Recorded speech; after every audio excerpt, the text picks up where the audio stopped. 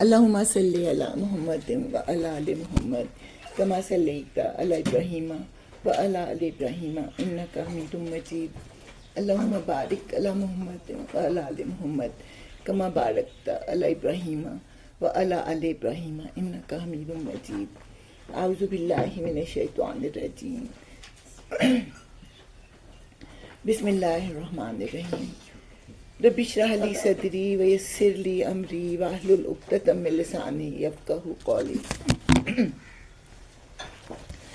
سورہ ہود شروع کریں گے ہم. سورہ یونس سے جو پہلے صورتیں تھیں نا وہ سبع طوال کہلاتی ہیں کہ وہ بہت طویل صورتیں تھیں. جیسے سورہ بقرہ تھی، پھر سورہ آل عمران تھی، سورہ نساء تھی، سورہ مائدہ تھی. وہ لمبی صورتیں تھیں. وہ دور جو ہے وہ ختم ہو گیا. اب مکی صورتوں کا دور شروع ہوا ہے جو کہ اتنی لمبی نہیں ہے. اور مکی صورتوں کا میں نے آپ کو بتایا تھا کہ موضوع جو ہوتا ہے وہ توحید ہوتا ہے، اور اس کے بعد رسالت ہوتا ہے اور آخرت ہوتا ہے. اس میں پھر یہ ہے کہ وقت کے ساتھ ساتھ جب ابھی ظلم و ستم بہت زیادہ نہیں ہوا تھا تو قرآن کا بھی جو انداز بیان تھا وہ اتنا سخت نہیں تھا. جوں مکہ کے لوگوں کا سختی کا رویہ بڑھتا گیا تو قرآن میں بھی جو ہے نا وہ سخت آیتیں نازل ہونی شروع ہو گئیں. اب یہ سورہ ہود جو ہے یہ مکی دور کے آخری حصے کی صورت ہے. تو مکی دور کے آخری حصے میں تو ظلم و ستم بہت شروع ہو گیا ہوا تھا نا، تو آیتیں بھی پھر اس طرح کی نازل ہوتی تھیں. حضرت ابو بکر نے حضور صلی اللہ علیہ وسلم سے پوچھا کہ میں دیکھتا ہوں کہ آپ بہت تیزی سے بوڑھے ہوتے جا رہے ہیں. تو انہوں نے جواب دیا کہ مجھے سورہ ہود اور اس جیسی دوسری صورتوں نے بوڑھا کر دیا. وہ اس لیے کہ ان میں عذاب کا ذکر آتا تھا. تو مکہ میں کون لوگ تھے؟ کسی نہ کسی طرح وہ حضور صلی اللہ علیہ وسلم کے رشتہ دار تھے، بچپن کے دوست احباب تھے. تو ان کو اس بات سے بہت خوف آتا تھا کہ یہ اپنا رویہ نہیں بدل رہے تو ان کا حال بھی ان قوموں کی طرح نہ ہو جائے جن کے بارے میں اللہ تعالیٰ بیان کرتے ہیں. اور پھر سورہ ہود میں یہ ہے کہ 7 واقعات آتے ہیں، 1 2 بھی نہیں، 7 واقعات آتے ہیں. اور ہاں یہ ایک نئی بات میں نے آج سنی. ہم جمعے کو تو پڑھتے نا سب سورہ کہف پڑھتے ہیں. حضور صلی اللہ علیہ وسلم نے اس کو بھی پڑھنے کا کہا ہوا ہے تاکہ اس کے پڑھنے سے ہمارے دل جو ہیں وہ تھوڑے سے نرم ہو اور پھر پورا ہفتہ جو ہے ہم ذرا اللہ تعالیٰ سے جڑے رہیں. اور مرکزی مضمون میں نے آپ کو بھی بتایا کہ وہ توحید اور اس کے بعد رسالت اور آخرت، اور پھر چوتھا آ جاتا ہے کہ رسولوں پر قتل کرنے کے پروگرام کے بعد قوموں پر عذاب آ جاتا ہے.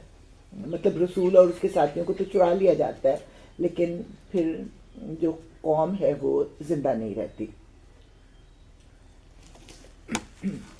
شروع کرتے ہیں. اچھا، ہم نے دیکھا تھا سورہ یونس جو ہے الف لام را سے شروع ہوئی تھی. اب یہ والی سورت جو ہے یہ بھی الف لام را سے شروع ہوگی. تو میں نے بتایا تھا کہ جن کے حروف مقطعات ایک جیسے ہوتی ہیں نا ان کا مضمون بھی تقریباً ایک دوسرے سے ملتا جلتا ہے. اور اگر کوئی حرف زیادہ ہو جائے تو پھر اس موضوع کے علاوہ بھی کوئی مضمون اس میں آ جاتا ہے. لیکن یہاں پہ آپ دیکھتے ہیں کہ سورہ یونس میں بھی الف لام را ہے، اس کے بعد سورہ ہود میں بھی الف لام را ہے، اور اس کے بعد پھر آگے سورہ یوسف میں بھی آپ دیکھیں گے کہ اس کا آغاز بھی جو ہے وہ الف لام را سے ہوتا ہے. اب ہم اس کو شروع کرتے ہیں. الف لام اعوذ باللہ من الشیطان الرجیم بسم اللہ الرحمن الرحیم. الف لام را فرمان ہے جس کی آیتیں پختہ اور مفصل ارشاد ہیں. فرمان کیا ہوتا ہے؟ جو بادشاہ سلامت کا حکم ہوتا ہے نا اس کو فرمان کہتے ہیں. تو یہ بھی فرمان ہے. کس کا ہے یہ؟ اللہ تعالیٰ کا فرمان ہے، حکم نامہ ہے یہ.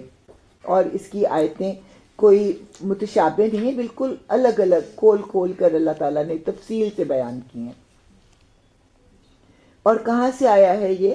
ایک دانا اور باخبر ہستی کی طرف سے کہ تم نہ بندگی کرو مگر صرف اللہ کی. میں نے اس کی طرف سے میں اس کی طرف سے تم کو خبردار کرنے والا بھی ہوں اور بشارت دینے والا بھی، اور یہ کہ تم اپنے رب سے معافی چاہو اور اس کی طرف پلٹ آؤ تو وہ ایک مدت خاص تک تم کو اچھا سامان زندگی دے گا، اور ہر صاحب فضل کو اس کا فضل ادا کرے گا. یعنی جو بھی مستحق ہوگا اللہ تعالیٰ اس کو فضل عطا کرے گا. لیکن اگر تم منہ پھیرتے ہو تو میں تمہارے حق میں ایک بڑے ہولناک دن کے عذاب سے ڈرتا ہوں. تم سب کو اللہ کی طرف پلٹنا ہے اور وہ سب کچھ کر سکتا ہے. تینوں باتیں آ گئیں شروع کی آیات میں. اللہ تعالیٰ کا بیان بھی آ گیا، رسالت کا بیان بھی آ گیا، اور آخرت کا بیان بھی آ گیا. دیکھو یہ لوگ اپنے سینوں کو موڑتے ہیں تاکہ اس سے چھپ جائیں. خبردار جب یہ کپڑوں سے اپنے آپ کو ڈھانپتے ہیں، اللہ ان کے چھپے ہوئے کو بھی جانتا ہے اور کھلے کو بھی. وہ تو ان بھیدوں سے بھی واقف ہے جو سینوں میں ہیں. زمین میں چلنے والا کوئی جاندار ایسا نہیں ہے جس کا رزق اللہ کے ذمے نہ ہو اور جس کے متعلق وہ نہ جانتا ہو کہ وہ کہاں رہتا ہے اور کہاں سونپا جاتا ہے. سب کچھ ایک صاف دفتر میں درج ہے. اب یہ جو ہے مشکلات القرآن میں سے ہیں. یہ جو آیت ہے نا، الا انہم یسنون صدورہم لیستخفوا منہ الا حین یستغشون ثیابہم یعلم ما یسرون وما یعلنون انہ علیم بذات الصدور. اس کا آسان ترجمہ جو ہے نا، اور بہت ساری اس کی بیان کی گئی ہیں. میں سب سے آسان آپ کو بتاتی ہوں کہ حضور صلی اللہ علیہ وسلم کو جب دیکھتے تھے نا دور سے تو راستہ کاٹ لیتے. اگر یہ ممکن نہ ہوتا تو اپنا منہ موڑ کر اس طرح سے گزر جاتے کہ وہ آپ کو جانتے ہی نہیں، تاکہ کہ حضور صلی اللہ علیہ وسلم ان کو روک کر تبلیغ نہ شروع کر دیں. اور پھر یہ صورت بھی نہ ہوتی تو اپنے اوپر کپڑا ڈال لیتے، اپنی چادر اوڑھ لیتے تاکہ وہ آپ کو پہچان نہ سکیں. تو اس بات کو اللہ تعالیٰ بیان کر رہے ہیں کہ اگر تم اپنے آپ کو کپڑوں سے ڈھانپتے ہو تو اللہ تمہارے سینوں کا حال تک جانتا ہے. اس کی ایک تشریح ویسے یہ بھی کی گئی ہے لیکن وہ اس سے ریلیٹ نہیں کرتی، لیکن میں سنا دیتی ہوں کہ ایسے بھی اس کو بیان کیا گیا ہے کہ حضرت عثمان اتنے باحیات تھے کہ انہوں نے اپنے جسم کو بھی کبھی نہیں دیکھا تھا، اور جب وہ رفع حاجت کے لیے یا غسل وغیرہ کے لیے بھی جانتے تھے تو اپنے آپ کو یوں دوہرا کر کے رکھتے تھے. تو اس بات کو بیان کیا جا رہا ہے کہ اللہ تعالیٰ تو تمہیں اس وقت بھی جانتا ہے جب تم نے کپڑے پہنے ہوئے ہوتے ہیں، اور اللہ تعالیٰ تو تمہارے دلوں کے بھید بھی جانتا ہے. لیکن زیادہ اچھی بات جو ہے نا مجھے وہی لگتی ہے کہ وہ آپ کو آتا ہوا دیکھتے تو آپ سے بچنے کے لیے یا تو راستہ کاٹ لیتے یا پھر اپنے آپ کو موڑ لیتے یا پھر اپنے اوپر جو ہے وہ چادر ڈال لیتے، کوئی کپڑا ڈال کر چھپ جاتے. اب یہاں پہ اللہ تعالیٰ بیان کریں کہ زمین میں چلنے والا کوئی جاندار ایسا نہیں جس کا رزق اللہ کے ذمے نہ ہو اور جس کے متعلق وہ نہ جانتا ہو کہ وہ کہاں رہتا ہے اور وہ کہاں سونپا جاتا ہے. یہاں پہ دو لفظ جو آئے ہیں جو ہم نے پہلے بھی پڑھ لیے تھے، وَيَعْلَمُ مُسْتَقَرَّهَا وَمُسْتَوْدَعَهَا. تو مستقر کے بارے میں جو سب سے آسان یا سب سے زیادہ سمجھنے والی بات ہے کہ رحم مادر، اور جو مستودع کے مرنے کے بعد وہ کہاں جائے گا، یہ سب سے آسان ہے. ویسے اس کی بھی ان دو الفاظ کی بھی بہت زیادہ مختلف تعویلیں اور تشریحیں کی گئی ہیں، اور یہ سب کچھ ایک دفتر میں درج ہے، ایک کتاب میں لکھا ہوا ہے. اب یہاں پہ جو ہے کیا کہتے ہیں، تذکیر بآلاء اللہ، اللہ تعالیٰ کی قدرت کی نشانیوں سے اللہ تعالیٰ کی طرف بلایا جا رہا ہے. اور وہی ہے جس نے آسمانوں اور زمین کو 6 دنوں میں پیدا کیا، جب کہ اس سے پہلے اس کا عرش پانی پر تھا. اب یہ بھی متشابہات میں سے ہے، ہمیں نہیں پتا کہ وہ پانی کیا تھا اور وہ عرش کیا تھا، تاکہ تم کو آزما کر دیکھے تم میں سے کون بہتر عمل کرنے والا ہے. اب اگر اے محمد صلی اللہ علیہ وآلہ وسلم تم کہتے ہو کہ لوگوں مرنے کے بعد تم دوبارہ اٹھائے جاؤ گے، تو منکرین فوراً بول اٹھتے ہیں کہ یہ تو سری جادوگری ہے. اور اگر ہمیں خاص مدت تک ان کی سزا کو ٹالتے ہیں تو وہ کہنے لگتے ہیں کہ آخر کس چیز نے اسے روک رکھا ہے۔ سنو، جس روز اس سزا کا وقت آ گیا تو وہ کسی کے پھیرے نہ پھر سکے گا، اور وہی چیز ان کو آ گھیرے گی جس کا وہ مذاق اڑا رہے ہیں۔ اگر کبھی ہم انسان کو اپنی رحمت سے نوازنے کے بعد پھر اس سے محروم کر دیتے ہیں تو وہ مایوس ہو جاتا ہے اور ناشکری کرنے لگتا ہے، یعنی اس کو بھول ہی جاتا ہے کہ اللہ تعالیٰ نے کبھی اپنا فضل و کرم بھی اس کے اوپر کیا تھا، اور اگر اس مصیبت کے بعد جو اس پر آئی تھی اسے نعمت کا مزہ چکھاتے ہیں تو وہ کہتا ہے میرے تو سارے دل ادر پار ہو گئے، پھر وہ پھولا نہیں سماتا اور اکڑنے لگتا ہے۔ اس عیب سے پاک اگر کوئی ہیں تو بس وہ لوگ جو صبر کرنے والے اور نیکوکار ہیں، اور وہی ہیں جن کے لیے درگزر بھی ہے اور بڑا اجر بھی۔ قارون کا واقعہ یاد ہوگا، ابھی بعد میں آئے گا، لیکن آپ کو پتہ تو ہے کہ قارون سے جب کہا گیا کہ اس دولت میں سے لوگوں کا حق بھی دے تو کہتا ہے کیوں؟ یہ تو میری اپنی ذہانت اور اپنی پلاننگ کی وجہ سے آئی ہے، تو اللہ تعالیٰ کا اس میں کوئی ذکر نہیں تھا۔ اسی طرح جو کم ظرف لوگ ہوتے ہیں ان کو اگر کوئی بھلائی ملتی ہے تو اس کو اپنے آپ سے ہی منسوب کرتے ہیں اور اللہ تعالیٰ کا نام بھول جاتے ہیں، اسی لیے پھر اللہ تعالیٰ کے نام پر کوئی صدقہ و خیرات یا کسی حقدار کو اس کا حق نہیں دیتے۔ تو اے پیغمبر، کہیں ایسا نہ ہو کہ تم ان چیزوں میں سے کسی چیز کو بیان کرنے سے چھوڑ دو جو تمہاری طرف وحی کی جا رہی ہیں، اور اس بات پر دل تنگ ہو کہ وہ کہیں گے اس شخص پر کوئی خزانہ کیوں نہ اتارا گیا، یا یہ کہ اس کے ساتھ کوئی فرشتہ کیوں نہ آیا۔ تم تو محض خبردار کرنے والے ہو، آگے ہر چیز کا حوالہ دار اللہ ہے۔ تو آپ کی نبوت پہ کیا اعتراض؟ وہی اعتراض ہے جو کہ طالوت کے بادشاہ بنائے جانے پر ہوا تھا کہ وہ تو ایک غریب شخص ہے اور وہ ہمارا بادشاہ کیسے ہو سکتا ہے۔ یاد ہے آپ کو پہلے سپارے میں یا دوسرے سپارے میں یہاں پہ یہی بات کہ آپ کے اوپر کیسے رسالت آ سکتی ہے؟ آپ سے بڑھ کر امیر لوگ جو ہیں نہ صرف مکہ میں موجود ہیں بلکہ طائف میں بھی موجود ہیں، ان کے اوپر رسالت کیوں نہیں آئی؟ یا کوئی فرشتہ کیوں نہیں آیا جو بتاتا کہ یہ اللہ کے نبی ہیں، یہ اللہ کے رسول ہیں؟ یہاں پہ جو ہے اللہ تعالیٰ خود جواب دے رہے ہیں کہ تم تو محض خبردار کرنے والے ہو، آگے ہر چیز کا حوالہ دار اللہ ہے۔ کیا یہ کہتے ہیں کہ پیغمبر نے یہ کتاب خود کر لی ہے؟ کہو اچھا یہ بات ہے تو اس جیسی گھڑی ہوئی 10 صورتیں تم بنا لاؤ، اور اللہ کے سوا اور جو تمہارے معبود ہیں ان کو مدد کے لیے بلا سکتے ہو تو بلا لو، اگر تم انہیں معبود سمجھنے میں سچے ہو۔ اب اگر وہ تمہارے معبود تمہاری مدد کو نہیں پہنچتے تو جان لو کہ یہ اللہ کے علم سے نازل ہوئی ہے، اور یہ کہ اللہ کے سوا کوئی حقیقی معبود نہیں ہے۔ پھر کیا تم اس امر حق کے آگے سر تسلیم خم کرتے ہو؟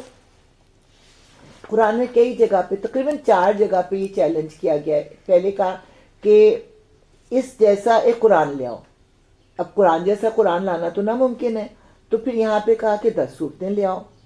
اس کے بعد 2 جگہ پہ اللہ تعالیٰ نے کہا کہ ایک صورت ہی لے آؤ اس جیسی، لیکن آج تک 1500 سال ہونے والے ہیں، کوئی اس کا جواب نہیں دے سکا اس چیلنج کا۔ جو لوگ بس اسی دنیا کی زندگی اور اس کی خوشنمائیوں کے طالب ہوتے ہیں، ان کی کارگزاری کا سارا پھل ہم یہی ان کو دے دیتے ہیں، اور اس میں ان کے ساتھ کوئی کمی نہیں کی جاتی، مگر آخرت میں ایسے لوگوں کے لیے آگ کے سوا کچھ نہیں۔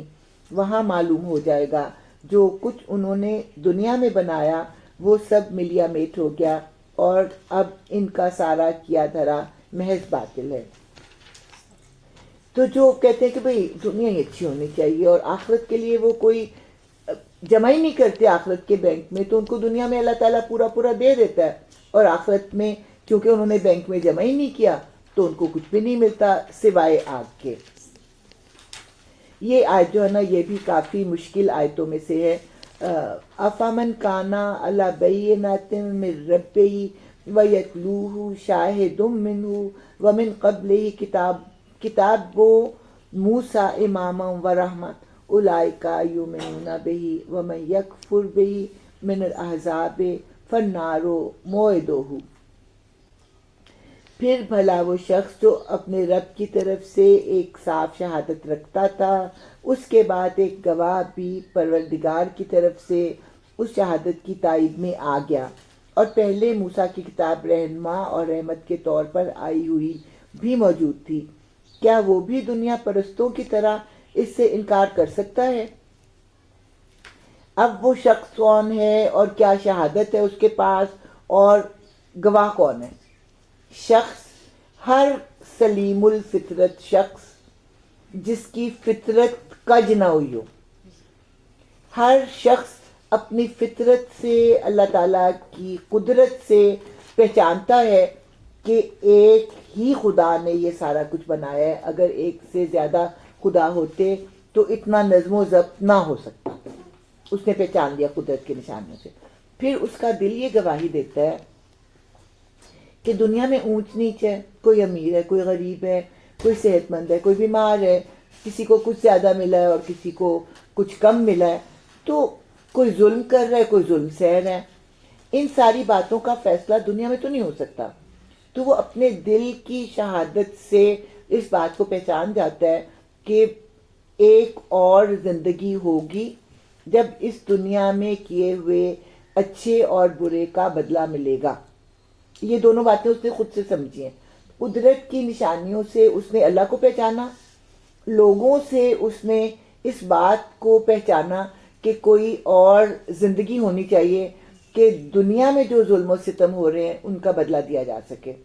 उसके बाद फिर एक गवाह भी परवरदिगार की तरफ से। कौन था वो गवाह? हज़रत जिब्राइल परवरदिगार की तरफ से वही लेकर आए। और पहले से क्या मौजूद था? किताब मूसा मौजूद थी, यानी कि तौरात वगैरह। और क्यों आई थी वो भी लोगों की रहनुमाई के लिए और रहमत के लिए आई थी। तो ऐसा शख्स तो इनकार नहीं कर सकता ना वहदानियत का, ना रसालत का, क्योंकि रसूल तो वो खुद ही है, और बाद में जो आखिरत आने वाली है उसका। अब मैं फिर से पढ़ती हूँ, बाप देखें। फिर भला वो शख्स जो अपने रब की तरफ से एक साफ शहादत रखता था, उसके बाद एक गवाह भी परवरदिगार की तरफ से उस शहादत की तायद में आ गया, और पहले मूसा की किताब रहनुमा और रहमत के तौर पर आई हुई भी मौजूद थी। क्या वो भी दुनिया परस्तों की तरह इससे इनकार कर सकता है? ऐसे लोग तो इस पर ईमान ही लाएंगे। यानी सिर्फ रसूल ही तो ऐसे शख्स नहीं है ना, मुआशरे में और भी ऐसे शख्स हैं। वो जब इस बात को सुनेंगे तो वो इस पर ईमान लाएंगे। और इंसानी ग्रोहों में जो भी इसका इनकार करेगा तो इसके लिए जिस जगह का वादा है वो दोज़ख है। बस ए पैगंबर सल्लल्लाहु अलैहि वसल्लम, तुम इस चीज़ की तरफ से किसी शक में ना पड़ना, ये हक है तुम्हारे रब की तरफ से, मगर अक्सर लोग नहीं मानते। जब सारा मक्का कह रहा हो कि आप तो पागल हो गए हैं, आप पर तो कोई जिन आ गया है, आप तो बहक गए हैं, आप पर कोई जादू हो गया है, तो बंदा जो होता है वो अपना कॉन्फिडेंस खो देता है ना। तो अल्लाह ताला कॉन्फिडेंस दिला रहे हैं कि लोगों की बातें सुन सुनकर आप खुद भी इस शक में ना पड़ जाना कि कहीं आप पागल तो नहीं हो गए। नहीं, ये अल्लाह की तरफ से आपके ऊपर वही आई है और आपने इस वही को पहुंचाना है। और उस शख्स से बढ़कर जालिम और कौन होगा जो अल्लाह पर झूठ करे, यानी कहे कि मेरे ऊपर भी वही आती है। ऐसे लोग अपने रब के हुजूर पेश होंगे और गवाह शहादत देंगे कि ये हैं वो लोग जिन्होंने अपने रब पर झूठ गढ़ा था। सुनो, खुदा की लानत जालिमों पर, उन जालिमों पर जो खुदा के रास्ते से लोगों को रोकते हैं और उसके रास्ते को टेढ़ा करना चाहते हैं और आखिरत का इनकार करते हैं। वो ज़मीन में अल्लाह को बेबस करने वाले ना थे और ना अल्लाह के मुकाबले में कोई उनका हामी था। उन्हें अब दोहरा अजाब दिया जाएगा। दोहरा अजाब क्यों? खुद भटकने का और लोगों को भटकाने का। वो ना किसी की सुन ही सकते थे और ना खुद ही उन्हें कुछ सूझता था। ये वो लोग हैं जिन्होंने अपने आप को खुद घाटे में डाला और वो सब कुछ उनसे खोया गया जो उन्होंने घर रखा था। यानी अपने जहन से जो उन्होंने مختلف تعویلیں گھڑی ہوئی تھیں، وہ ساری کی ساری جو تھیں وہ کھو گئیں۔ ناگزیر ہے کہ وہی آخرت میں سب سے بڑھ کر گھاٹے میں رہے وہ لوگ جو ایمان لائے اور جنہوں نے نیک عمل کیے اور اپنے رب ہی کے ہو کر رہے، تو یقیناً وہ جنتی لوگ ہیں اور جنت میں وہ ہمیشہ رہیں گے۔ ان دونوں فریقوں کی مثال ایسی ہے جیسے ایک آدمی تو ہو اندھا بہرا اور دوسرا ہو دیکھنے اور سننے والا۔ کیا یہ دونوں یکساں ہو سکتے ہیں؟ اندھا بہرا کن کو کہا گیا؟ مشرکوں کو اور کافروں کو۔ اور دیکھنے اور سننے والا کس کو کہا گیا؟ ایمان لانے والوں کو۔ کیا تم اس مثال سے کوئی سبق نہیں لیتے؟ اور ایسے ہی حالات تھے۔ اب یہاں سے جو ہے نبیوں اور بلکہ رسولوں کا سلسلہ شروع ہو گیا کہانیوں کا۔ ایسے ہی حالات تھے جب ہم نے نوح کو اس کی قوم کی طرف بھیجا۔ اس نے کہا میں تم لوگوں کو صاف صاف خبردار کرتا ہوں کہ اللہ کے سوا کسی کی بندگی نہ کرو، ورنہ مجھے اندیشہ ہے کہ تم پر ایک روز دردناک عذاب آئے گا۔ جواب میں اس کی قوم کے سردار جنہوں نے اس کی بات ماننے سے انکار کیا تھا بولے ہماری نظر میں تو تم اس کے سوا کچھ نہیں ہو کہ بس ایک انسان ہو ہم جیسے، اور ہم دیکھ رہے ہیں کہ ہماری قوم میں بس ان لوگوں نے جو ہمارے ہاں ارذال تھے بے سوچے سمجھے تمہاری پیروی اختیار کر لیا۔ رسول کی تعلیمات پر غریب لوگ کیوں ایمان لاتے ہیں جلدی سے؟ کیونکہ ان کو اپنی نجات نظر آتی ہے۔ اور امیر اور سردار لوگ کیوں ایمان نہیں لاتے؟ کیونکہ وہ ناجائز طریقے سے جو مال کما رہے ہوتے ہیں، نبی کی تعلیمات اس کے خلاف ہوتی ہیں۔ اگر وہ نبی کو مان لیں تو انہیں اپنا طرز زندگی بھی تبدیل کرنا پڑے اور اپنی سرداری کو چھوڑ کر اس کو اپنا سردار ماننا پڑے۔ ان دونوں وجوہات کی بنا پر وہ نبیوں اور رسولوں کا انکار کرتے ہیں، اور یہاں پہ تانا دے رہے ہیں کہ ہاں دیکھ لیا ہے تمہارے پاس کون لوگ آتے ہیں جو غلام اور مسکین اور فقیر قسم کے لوگ ہیں، وہ تمہاری محفل میں آتے ہیں، اور ہم کوئی چیز بھی ایسی نہیں پاتے جس میں تم لوگ ہم سے کچھ بڑے ہوئے ہو، بلکہ ہم تو تمہیں جھوٹا سمجھتے ہیں۔ اس نے کہا اے برادران قوم، ذرا سوچو تو صحیح کہ اگر میں اپنے رب کی طرف سے ایک کھلی شہادت پر قائم تھا اور پھر اس نے مجھ کو اپنی خاص رحمت سے بھی نواز دیا، مگر وہ تم کو نظر نہ آئی، تو آخر ہمارے پاس کیا ذریعہ ہے کہ تم ماننا نہ چاہو اور ہم زبردستی اس کو تمہارے سر پر چپیٹ دیں، لازم کر دیں۔ اور اے برادران قوم، میں اس کام پر تم سے کوئی مال نہیں مانگتا، میرا اجر تو اللہ کے ذمے ہے، اور میں ان لوگوں کو دھکے دینے سے بھی باز رہا جنہوں نے میری بات مانی ہے، وہ آپ ہی اپنے رب کے حضور جانے والے ہیں، مگر میں دیکھتا ہوں کہ تم لوگ جہالت برت رہے ہو۔ اور اے قوم، اگر میں ان لوگوں کو دھتکار دوں تو خدا کی پکڑ سے کون مجھے بچانے آئے گا؟ تم لوگوں کی سمجھ میں کیا اتنی بات بھی نہیں آتی؟ اور میں تم سے نہیں کہتا کہ میرے پاس اللہ کے خزانے ہیں، نہ یہ کہتا ہوں کہ میں غیب کا علم رکھتا ہوں، نہ یہ میرا دعویٰ ہے کہ میں فرشتہ ہوں، اور یہ بھی میں نہیں کہہ سکتا کہ جن لوگوں کو تمہاری آنکھیں حقارت سے دیکھتی ہیں انہیں اللہ نے کوئی بھلائی نہیں دی، ان کے نفس کا حال تو اللہ ہی بہتر جانتا ہے، اگر میں ایسا کہوں تو ظالم ہوں گا۔ تو یہاں پہ وہی تین باتیں جو ہم نے پہلے پڑھی ہیں نا، کہ اپنی فطرت میں بھی وہ اچھے تھے اور یہ ریکگنائز کیے جاتے تھے کہ ہاں بھئی وہ بڑا نیک شخص ہے۔ پھر دل نے گواہی دی کہ اس دنیا کا کوئی انجام ہونا چاہیے۔ اس کے اوپر پھر اللہ تعالیٰ کی طرف سے وحی بھی آ گئی، اور اس وحی کے بعد جب انہوں نے لوگوں کو اللہ کی طرف بلایا تو پھر لوگوں کا رویہ یہ تھا جو کہ ہم نے پڑھ لیا ہے، اور اس میں جو ہے ایک تانا تھا کہ ہاں تمہارے نزدیک فقیر قسم کے لوگ جو ہیں وہ آ کے بیٹھتے ہیں، کوئی عقل مند بندہ تمہاری محفل میں نہیں آتا۔ آخر کار ان لوگوں نے کہا کہ اے نوح، تم نے ہم سے جھگڑا کیا اور بہت کر لیا، اب تو بس وہ عذاب لے آؤ جس کی تم دھمکی دیتے ہو اگر سچے ہو۔ قرآن کیا کہتا ہے کہ انہوں نے 950 سال تک تبلیغ کی، تو آخر قوم نے کہا کہ بس کان پک گئے، جو عذاب عذاب عذاب سن کے لے آؤ وہ عذاب، تیار ہیں ہم اس کے لیے۔ نوح نے جواب دیا وہ تو اللہ ہی لائے گا اگر چاہے گا، اور تم اتنا بل بوتا نہیں رکھتے کہ اسے روک دو۔ اب اگر میں تمہاری کچھ خیر خواہی کرنا بھی چاہوں تو میری خیر خواہی تمہیں کوئی فائدہ نہیں دے سکتی، جبکہ اللہ ہی نے تمہیں بھٹکا دینے کا ارادہ کر لیا ہو۔ وہی تمہارا رب ہے اور اسی کی طرف تمہیں پلٹنا ہے۔ یعنی کہ اتنے سالوں صدیوں سے میں تمہیں نصیحت کر رہا ہوں، تمہارے دل ایسے بند ہو گئے ہیں کہ یہ اب اللہ کی طرف سے ہی بند ہو گئے ہیں، اور اب تم خیر کے قابل نہیں رہے۔ اور جہاں تک تم عذاب کا مطالبہ کرے ہو تو عذاب لانا میرے بس میں نہیں ہے۔ اب جب تم مرو گے تو اللہ کی طرف جاؤ گے اور پھر تمہیں ساری چیزیں جو ہیں وہ خود بخود پتہ لگ جائیں گی۔ اے محمد صلی اللہ علیہ وآلہ وسلم، کیا یہ لوگ کہتے ہیں کہ اس شخص نے یہ سب کچھ خود کر لیا ہے؟ ان سے کہو اگر میں نے یہ خود کھڑا ہے تو مجھ پر اپنے جرم کی ذمہ داری ہے، اور جو جرم تم کر رہے ہو اس کی ذمہ داری سے میں بری ہوں۔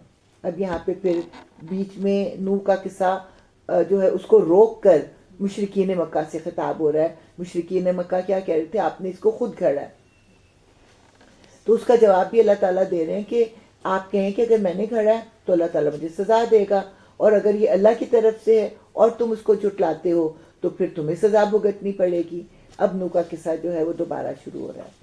نوح پر وحی کی گئی کہ تمہاری قوم میں سے جو لوگ ایمان لا چکے بس وہ لا چکے، اب کوئی ماننے والا نہیں ہے۔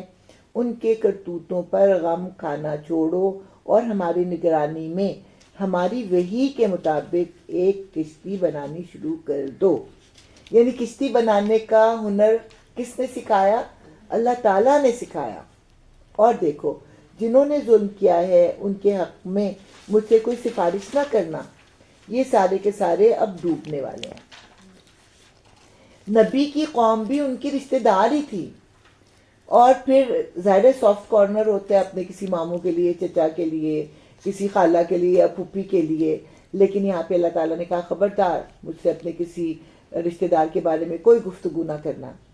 نوح کشتی بنا رہا تھا اور اس کی قوم کے سرداروں میں سے جو کوئی اس کے پاس سے گزرتا تھا وہ اس کا مذاق اڑاتا تھا۔ اس نے کہا اگر تم ہم پر ہنستے ہو تو ہم بھی تم پر ہنس رہے ہیں، ان قریب تمہیں خود معلوم ہو جائے گا کہ کس پر وہ عذاب آتا ہے جو اسے رسوا کر دے گا، اور کس پر وہ بلا ٹوٹ پڑتی ہے جو ٹالے نہ ٹلے گی۔ ہنستے کیوں تھے؟ کیونکہ یہ جو علاقہ تھا کسی سمندر کے پاس نہیں تھا، تو ہنستے تھے کہ دیکھو اس کا دماغ خراب ہو گیا، پانی کا سمندر کا دور دور تک پتہ نہیں، اور یہ جو ہے یہ کشتی بنا رہے ہیں۔ تو حضرت نوح نے جواب دیا ٹھیک ہے ہنس لو، تو کل ہم بھی تمہارے اوپر ہنسیں گے۔ یہاں تک کہ جب ہمارا حکم آ گیا اور وہ تندور ابل پڑا تو ہم نے کہا، یہ ایک طرح سے سمبل تھا کہ کسی گہرائی سے جب پانی ابلنا شروع کر دے تو تم سمجھ لو کہ اب عذاب آنا شروع ہو گیا ہے۔ تو اس وقت پھر کیا کرنا کہ ہر قسم کے جانوروں کا ایک ایک جوڑا کشتی میں رکھ لو، اور اپنے گھر والوں کو بھی سوائے ان اشخاص کے جن کی نشاندہی پہلے کی جا چکی ہے اس میں سوار کرا دو، اور ان لوگوں کو بھی بٹھا لو جو ایمان لائے ہیں۔ تو جب تندور ابل پڑے تو جانوروں کے جوڑے کشتی میں رکھو، اور جو تم پر ایمان لائے ہیں ان کو بھی کشتی میں بٹھاؤ، اور اپنے گھر والوں کو بھی، لیکن وہ گھر والے جو ایمان لائے ہیں، ان کو نہیں جو آپ کو نہیں مانتے۔ اور تھوڑے ہی لوگ تھے جو نوح کے ساتھ ایمان لائے تھے۔ نوح نے کہا سوار ہو جاؤ، اس میں اللہ ہی کے نام سے ہے، اس کا چلنا بھی اور اس کا ٹھہرنا بھی، میرا رب بڑا غفور اور رحیم ہے۔ کشتی ان لوگوں کو لیے چلی جا رہی تھی اور ایک ایک موج پہاڑ کی طرح اٹھ رہی تھی۔ نوح کا بیٹا دور فاصلے پر تھا۔ نوح نے پکار کر کہا بیٹا ہمارے ساتھ سوار ہو جا، کافروں کے ساتھ نہ رہ۔ اس نے پلٹ کر جواب دیا میں ابھی ایک پہاڑ پر چڑھ جاتا ہوں جو مجھے پانی سے بچا لے گا۔ نوح نے کہا آج کوئی چیز اللہ کے حکم سے بچانے والی نہیں ہے سوائے اس کے کہ اللہ ہی کسی پر رحم فرمائے۔ اتنے میں ایک موج دونوں کے درمیان حائل ہو گئی اور وہ بھی ڈوبنے والوں میں شامل ہو گیا۔ یعنی باپ نے بلایا لیکن اس نے پھر تکبر کا رویہ جو تھا وہ شو کیا، اور کہا نوح نے کہ آج صرف وہی بچے گا جس کو اللہ تعالیٰ بچانا چاہے گا، اور باقی لوگوں کو مرنے سے کوئی نہیں روک سکتا۔ اور اسی مکالمے کے دوران ہی ایک موج اٹھی اور ان کے بیٹے کو لے کر تو دور چلی گئی۔ حکم ہوا اے پانی اپنا سارا پانی نگل جا اور اے آسمان رک جا، چنانچہ پانی زمین میں بیٹھ گیا، فیصلہ چکا دیا گیا، کشتی جودی پر ٹک گئی اور کہہ دیا گیا کہ دور ہوئی ظالموں کی قوم۔ ایک آیت کو معجزاتی آیت کہا تھا ڈاکٹر وہ جو تھے نا جو شہید ہو گئے تھے غلام مرتضیٰ نے، کہ عورتیں مرد کا لباس ہیں اور مرد عورتوں کا لباس ہیں۔ اسی طرح اس کو بھی جو ہے ایک معجزاتی آیت کہا گیا ہے، کہ کہا گیا وَقِيلَ يَا أَرْضُ ابْلَعِي مَاءَكِ وَيَا اقلعی، کہ اے زمین پانی پی جا اور اے آسمان تھم جا۔ یعنی زمین جو تھی وہ پانی اگلتی جا رہی تھی اور اوپر سے آسمان جو تھا وہ پانی برساتا جا رہا تھا۔ پھر جب ساری قوم ہلاک ہو گئی تو اللہ تعالیٰ نے کہا کہ اب یہ پانی جائے کہاں؟ تو اللہ تعالیٰ نے بادل سے کہا کہ پانی برسانا روک دے اور اے زمین جتنا بھی پانی تیرے اوپر جمع ہے اس کو تو پی جا۔ کشتی جودی پر ٹک گئی۔ جودی پہاڑ جو ہے نا وہ ٹرکی میں ہے، اور عام طور پہ افواہیں اڑتی رہتی ہیں کہ جب متلا صاف ہوتا ہے تو وہاں پہ تختے پائے جاتے ہیں کشتی کی، مطلب بڑے بڑے لکڑی کے تختے پائے جاتے ہیں۔ سوال یہ پیدا ہوتا ہے کہ پہاڑ کی چوٹی پر لکڑی کے تختے کہاں سے آئے؟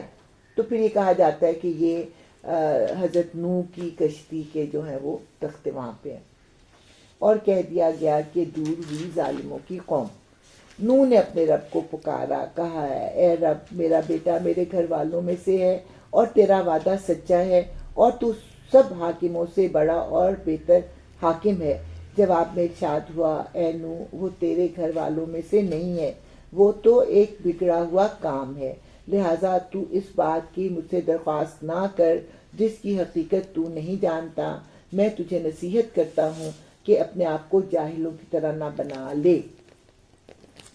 اس آیت کا یہ ترجمہ کرنا کہ وہ نوح کا بیٹا نہیں تھا، یعنی کہ کیا کہوں کہ ولد الزنا تھا، لیکن ایک بات یاد رکھیں کہ کسی نبی اور رسول کی بیوی کافر اور مشرک اور سب کچھ ہو سکتی ہے لیکن وہ بد کردار نہیں ہو سکتی۔ ایسا نہیں ہو سکتا کہ کسی کی اولاد کو وہ نبی اور رسول کی اولاد قرار دے، تو یہ بات نہیں تھی۔ تو یہاں پہ اللہ نے کیوں کہا کہ وہ تیرے میں سے نہیں ہے؟ مثال کے طور پر میرے ہاتھ میں انفیکشن ہوتی ہے اور ڈاکٹر کہتے ہیں کہ اس کو کاٹنا پڑے گا، ڈاکٹر جب کاٹنے لگتا تو میں کہتی ہوں ڈاکٹر صاحب میرا ہاتھ، کہتے ہیں نہیں یہ تیرا ہاتھ نہیں ہے، یہ تو ایک سڑی ہوئی چیز ہے، اگر تو نے اس کو نہ اتارا تو تیرا پورا بازو جو ہے وہ کاٹنا پڑے گا۔ اس سینس میں کہ وہ ایک بگڑی ہوئی چیز ہے جو تیرے لیے خرابی کا باعث ہوتی، تو اس کا مر جانا ہی اچھا تھا، اور تو میرے ساتھ جاہلوں کی سی باتیں نہ کر، اور میں تجھے پہلے ہی نصیحت کر چکا تھا کہ اپنے گھر والوں کے بارے میں مجھ سے کوئی سفارش نہ کرنا۔ نوح نے فوراً عرض کیا اے میرے رب میں تیری پناہ مانگتا ہوں اس سے کہ وہ چیز تجھ سے مانگوں جس کا مجھے علم نہیں، اگر تو نے مجھے معاف نہ کیا اور رحم نہ کیا تو میں برباد ہو جاؤں گا۔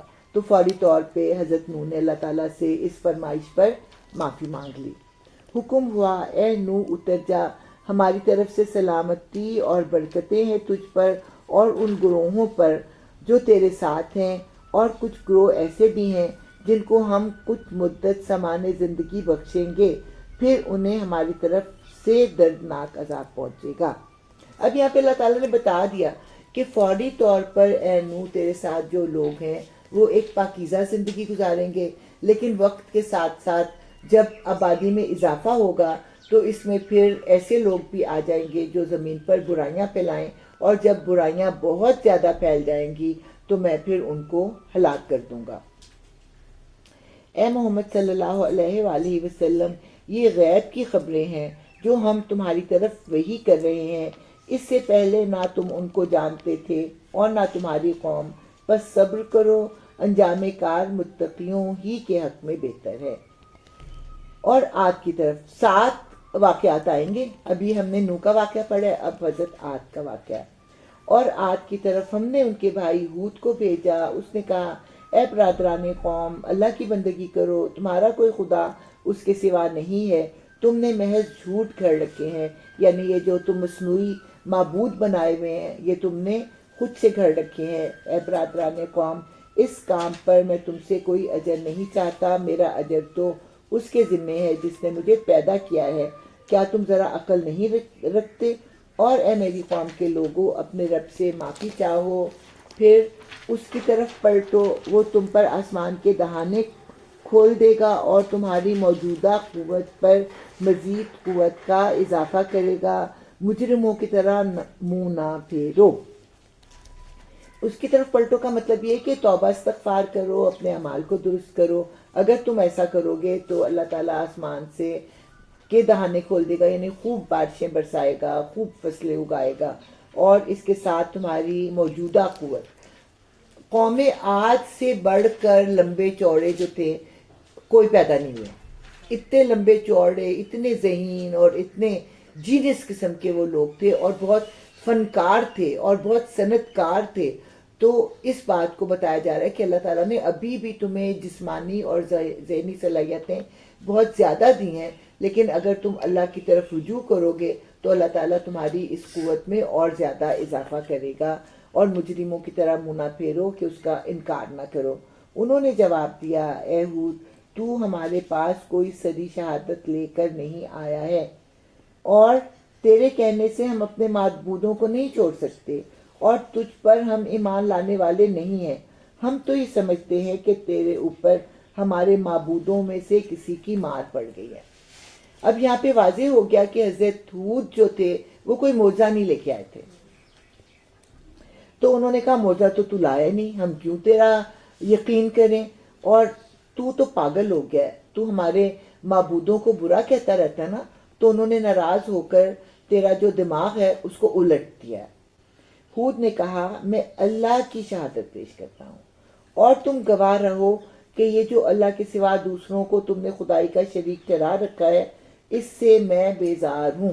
یعنی کل جب اللہ تعالیٰ کے سامنے پیشی ہوگی تو تم اللہ کو بتانا کہ یا اللہ یہ ہمارے بتوں کو نہیں پوجتا تھا، یہ ان سے بیزار تھا، تم سب کے سب مل کر میرے خلاف اپنی کرنی میں کوئی کسر نہ اٹھا رکھو اور مجھے ذرا مہلت نہ دو۔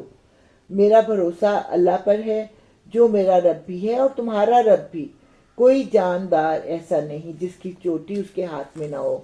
چوٹی ہاتھ میں ہونا جو ہے نا ایک فریز ہے عربی زبان کا، جس کا مطلب یہ ہے کہ جو اس کے بس میں نہ ہو۔ بے شک میرا رب سیدھی راہ پر ہے، اگر تم منہ پھیرتے ہو تو پھیر لو، جو پیغام دے کر میں تمہارے پاس بھیجا گیا تھا وہ میں تم کو پہنچا چکا ہوں۔ اب میرا رب تمہاری جگہ دوسری قوم کو اٹھائے گا اور تم اس کا کچھ نہ بگاڑ سکو گے، یقیناً میرا رب ہر چیز پر نگران ہے۔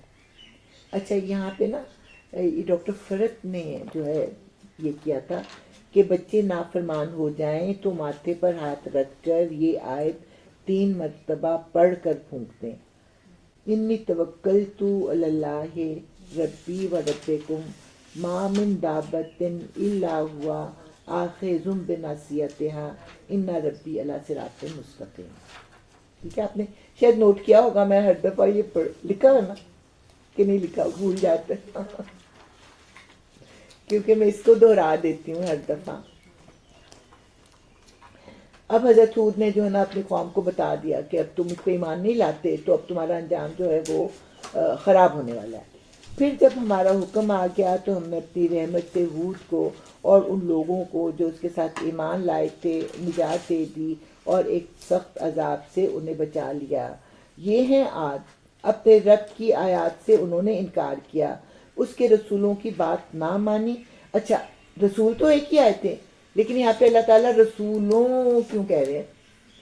اس لیے کہ ایک رسول تمام رسولوں کی تعلیمات کو بیان کرتا ہے، تو ایک رسول کا انکار جو ہوتا ہے باقی سارے رسولوں کو نہ ماننے پر مطلب ایک رسول کا نہ ماننا تمام رسولوں کا نہ ماننا ہے۔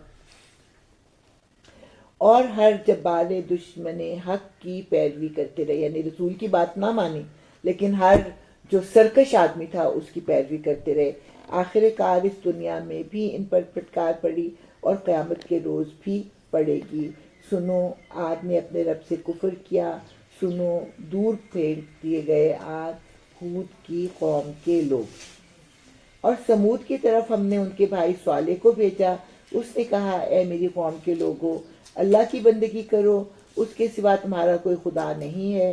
وہی ہے جس نے تم کو زمین سے پیدا کیا ہے اور یہاں تم کو بسایا ہے، لہٰذا تم اسے معافی چاہو اور اس کی طرف پلٹ آؤ.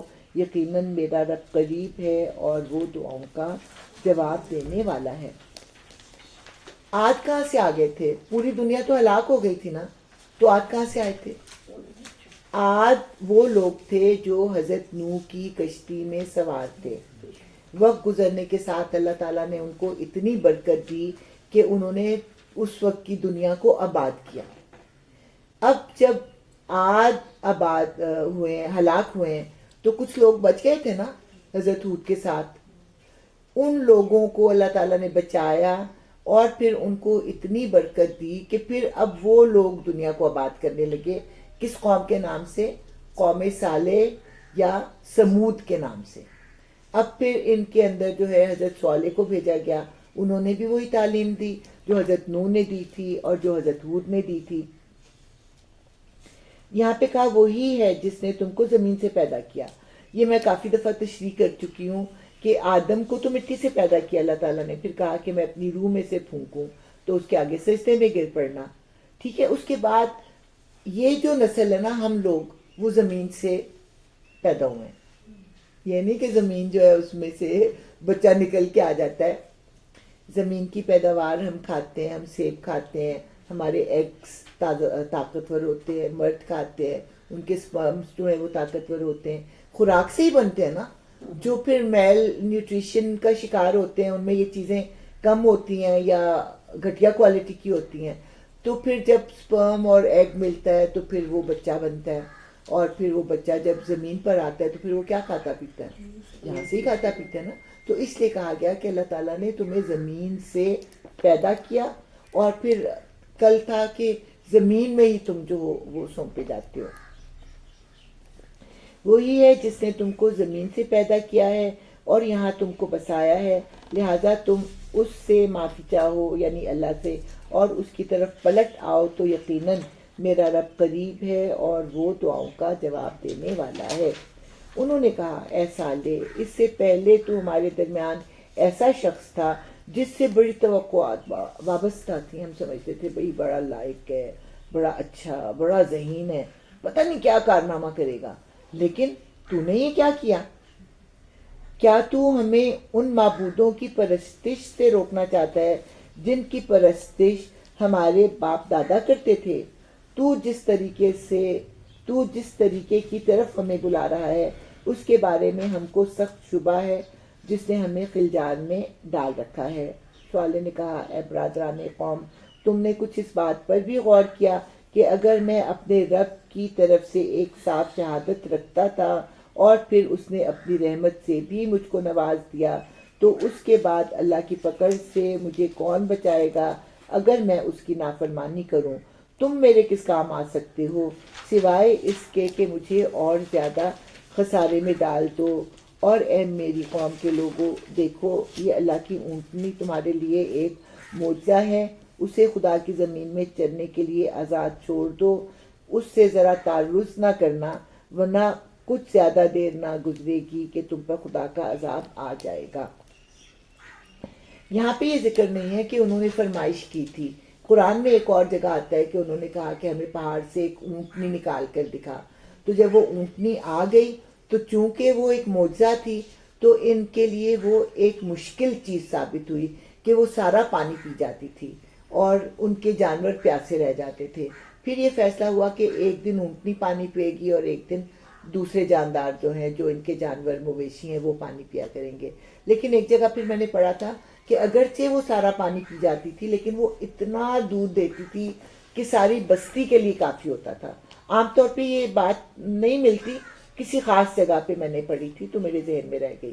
تو اب یہ بڑے تنگ آئے اس صورتحال سے کہ ایک دن ان کے مویشی جو تھے وہ پیاسے رہتے تھے، حالانکہ نبی نے کہا تھا رسول نے کہ اس کو تنگ نہ کرنا، مگر انہوں نے اونٹنی کو مار ڈالا۔ اس پر صالح نے ان کو خبردار کر دیا، بس اب 3 دن اپنے گھروں میں اور رہ بس لو، یہ ایسی میعاد ہے جو جھوٹی نہ ثابت ہوگی۔ آخر کار جب ہمارے فیصلے کا وقت آ گیا تو ہم نے اپنی رحمت سے صالح اور ان لوگوں کو جو اس کے ساتھ ایمان لائے تھے بچا لیا اور اس دن کی رسوائی سے ان کو محفوظ رکھا۔ رسوائی کیا تھی بتائیں؟ میں نے آپ کو بتایا تھا کہ رسوائی کیا تھی۔ عام طور پہ جب کوئی بندہ مرتا ہے تو ہر ایک میں ریچولز ہوتی ہیں، وہ اپنے مرنے والے کو کسی طریقے کے ساتھ جو ہے اپنے سے جدا کرتے ہیں، چاہے اس کو دفن کریں یا اس کو جلائیں یا جو کچھ بھی کریں۔ اب ساری کی ساری قوم جو جب بیک وقت مر جائے تو کیا ہوگا؟ ان کی کوئی تدفین کرنے والا، کوئی نہلانے دھلانے والا، کوئی ان کے لیے دعا کرنے والا، اپنے طریقے سے صحیح۔ آخر ہندو بھی کچھ نہ کچھ تو پڑھتے ہیں نا اپنے مردوں کے لیے، کچھ نہ کچھ تو کرتے ہیں نا۔ تو رسوائی یہ تھی کہ ان کی لاشیں بکھری پڑی ہیں اور چیلیں اور کوے اور کتے اور بھیڑیا آ کے ان لاشوں کو کھا رہے ہیں، تو یہ ان کی بے حرمتی، اس کو رسوائی کہا گیا۔ تو کیا ہوا؟ رہے وہ لوگ جنہوں نے ظلم کیا تھا تو ایک سخت دھماکے نے ان کو دھر لیا اور وہ اپنی بستیوں میں اس طرح بے حس و حرکت پڑے کے پڑے رہ گئے گویا وہ وہاں کبھی بسے ہی نہ تھے۔ سنو، سمود نے اپنے رب سے کفر کیا، سنو، دور پھینک دیے گئے سمود۔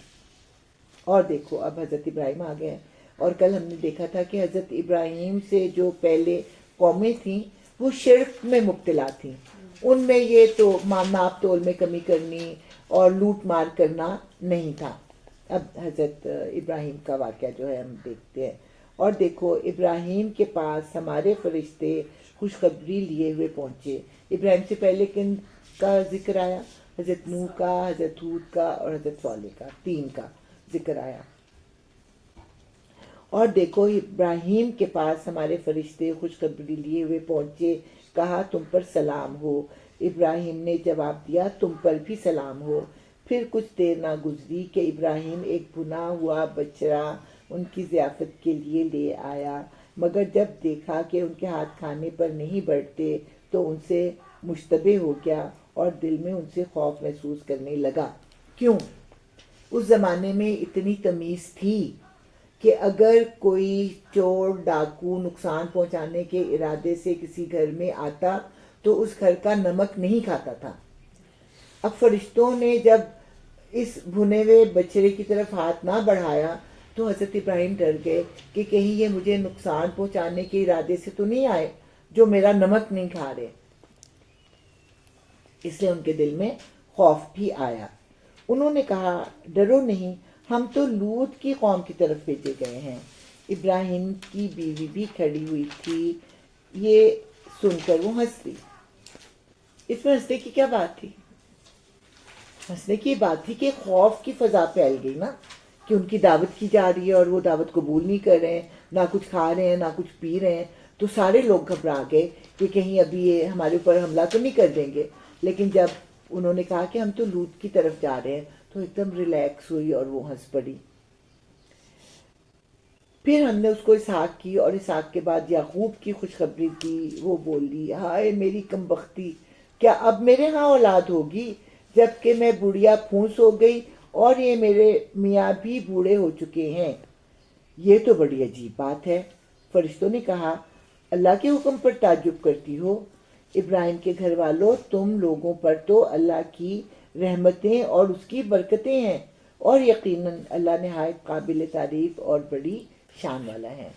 تو لوط کے پاس جانے سے پہلے وہ حضرت ابراہیم کو، حالانکہ حضرت ابراہیم کی اولاد تو تھی، ایک تو یہ حضرت اسماعیل ہی تھے، اور اس کے علاوہ جیسے ہم نے پڑھا کہ ان کی ایک بیوی تھی قطورہ، قطورہ سے ان کے کئی بچے تھے، اور ان میں سے ایک مدیان تھا، مدیان کے نام پر پھر وہ بستی آباد ہوئی مدین، جس میں کہ حضرت شعیب تھے جن کا قصہ ہم نے کل پڑھا تھا، کل یا پرسوں پڑھا تھا، 9ویں سپارے میں، 8ویں اور 9ویں سپارے میں پڑھا تھا۔ تو یہاں پہ پھر اصل خوشخبری کس کے لیے تھی؟ حضرت سارہ کے لیے تھی۔ تو انہوں نے کہا میں جوانی میں اولاد پیدا نہیں کر سکی تو اب اس بڑھاپے میں اولاد پیدا کروں گی، اور یہ میرے میاں یہ بھی بوڑھے ہو گئے ہیں۔ تو فرشتوں نے کہا کہ اللہ تعالیٰ کی بڑی رحمتیں اور برکتیں ہیں تمہارے اوپر، تو ایسا ہی ہوگا جیسے کہ اللہ تعالیٰ چاہتا ہے۔ اچھا یہاں پہ پھر میں نے لکھا ہوا ہے قالوا اتعجبین من امر اللہ رحمت اللہ و برکتہ علیکم اہل البیت انہ حمید مجید۔ یہاں پر دعا مانگیں جو بھی آپ کا دل چاہے۔ اچھا جی، جب ابراہیم کی گھبراہٹ دور ہو گئی اور اولاد کی بشارت سے اس کا دل خوش ہو گیا تو اس نے قوم لوط کے معاملے میں ہم سے جھگڑا شروع کیا۔ حقیقت میں ابراہیم بڑا حلیم اور نرم دل آدمی تھا اور ہر حال میں ہماری طرف رجوع کرتا تھا۔ 3 صفات جو ہیں وہ بتائی گئی حضرت ابراہیم کے، حلیم، اواہن اور منیب۔ اور کل میں نے آپ کو بتایا تھا کہ قرآن میں 3 دفعہ حلیم کا جو ہے وہ لفظ آیا ہے، ایک دفعہ حضرت ابراہیم کے لیے، ایک دفعہ حضرت اسماعیل کے لیے، اور پھر باقی اللہ تعالیٰ کے لیے۔ تو وہ کافی لمبی بحث کی کہ اگر وہاں پہ 50 لوگ ہوں گے اللہ کو ماننے والے تب بھی ہلاک کر دو گے، اگر 40 ہوں گے تب بھی ہلاک کر دو گے، اگر آخر کار 5 ہوں گے تب بھی ہلاک، تو 5 بھی نہیں تھے۔ تو فرشتوں نے کہا اے ابراہیم اس سے باز آ جاؤ کہ بس اب ان کی سفارش کرنا بند کر دو، تمہارے رب کا حکم ہو چکا ہے اور اب ان لوگوں پر وہ عذاب آ کر رہے گا جو کسی کے پھیرے نہیں پھر سکتا۔ تو کیوں اتنی ہمدردی تھی انہیں قوم لوط سے؟ کیونکہ لوط ان کے بھتیجے تھے، اور جب ہمارے فرشتے لوط کے پاس پہنچے تو ان کی آمد سے وہ بہت گھبرایا اور دل تنگ ہوا اور کہنے لگا کہ آج بڑی مصیبت کا دن ہے۔ ان مہمانوں کا آنا تھا کہ اس کی قوم کے لوگ بے اختیار اس کے گھر کی طرف دوڑ پڑے۔ پہلے سے وہ ایسی ہی بدکاریوں کے خوگر تھے۔ لوط نے ان سے کہا بھائیو یہ میری بیٹیاں موجود ہیں، یہ تمہارے لیے پاکیزہ تر ہے، کچھ خدا کا خوف کرو اور میرے مہمانوں کے معاملے میں مجھے ذلیل نہ کرو۔ کیا تم میں کوئی بھلا آدمی نہیں؟ انہوں نے جواب دیا تجھے تو معلوم ہی ہے کہ تیری بیٹیوں میں ہمارا کوئی حصہ نہیں ہے، اور تو یہ بھی جانتا ہے کہ ہم کیا چاہتے ہیں۔ لوط نے کہا کاش میرے پاس اتنی طاقت ہوتی کہ تمہیں سیدھا کر دیتا، یا کوئی مضبوط سہارا ہی ہوتا کہ میں اس کی پناہ لیتا۔ تب فرشتوں نے اس سے کہا اے لوط ہم تیرے رب کے بھیجے ہوئے فرشتے ہیں، یہ لوگ تیرا کچھ نہ بگاڑ سکیں گے، بس تو کچھ رات رہے اپنے اہل و عیال کو لے کر نکل جا، اور دیکھو تم میں سے کوئی شخص پیچھے پلٹ کر نہ دیکھے، مگر تیری بیوی ساتھ نہیں جائے گی، کیونکہ اس پر بھی وہی کچھ گزرنے والا ہے جو ان لوگوں پر گزرنا ہے۔ ان کی تباہی کے لیے صبح کا وقت مقرر ہے، صبح ہوتے اب دیر ہی کتنی ہے۔ یہ نوجوان خوبصورت لڑکوں کی شکل میں آئے تھے، اور قوم لوط جو تھی وہ ہومو سیکسولیٹی میں مبتلا تھی، اور اس کے ساتھ ساتھ راستوں پر بھی بیٹھا کرتے تھے، مسافروں کو بھی وہ لوٹتے تھے۔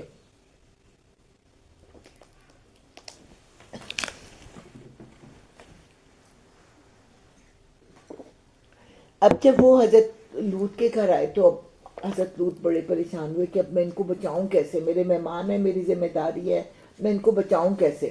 اور لوگ جو تھے وہ تو خوشیاں مناتے ہوئے آئے، کیونکہ لوط کی بیوی نے اوپر جھنڈا گاڑ دیا تھا کہ ہمارے گھر مہمان آئے ہوئے ہیں۔ اور پھر حضرت لوط نے کہا کہ دیکھو یہ جو بستی کی بیٹیاں ہیں نا، بستی کی خواتین میری بیٹیاں ہیں، ان سے شادیاں کرو اور ان کے ساتھ ایک پاکیزہ زندگی گزارو۔ تو آگے سے ڈٹائی سے جواب دیتے ہیں کہ تجھے پتہ ہے کہ ہم کیا چاہتے ہیں، ہمیں نہیں چاہیے تیری بیٹیاں چیٹیاں، ہمیں بیویاں چیٹیاں نہیں چاہیے، ہمیں وہ چاہیے جو تیرے پاس ہے۔ تو وہ گھبرا گئے اور بھی زیادہ۔ تب فرشتوں نے تسلی دی، کیونکہ وہ تو ان کو انسان ہی سمجھ رہے تھے نا۔ تو فرشتوں نے پھر بتایا کہ ہم فرشتے ہیں اور ان کی آزمائش کے لیے آئے ہیں، آپ گھبرائیں نہیں، اور صبح ہوتے ہی یہ لوگ تو ہلاک ہو جائیں گے، آپ صبح سے پہلے پہلے اپنے گھر والوں کو لے کے نکل جائیں، لیکن آپ کی بیوی کے ساتھ بھی وہی کچھ ہوگا جو کہ اس کی قوم کے ساتھ ہوگا۔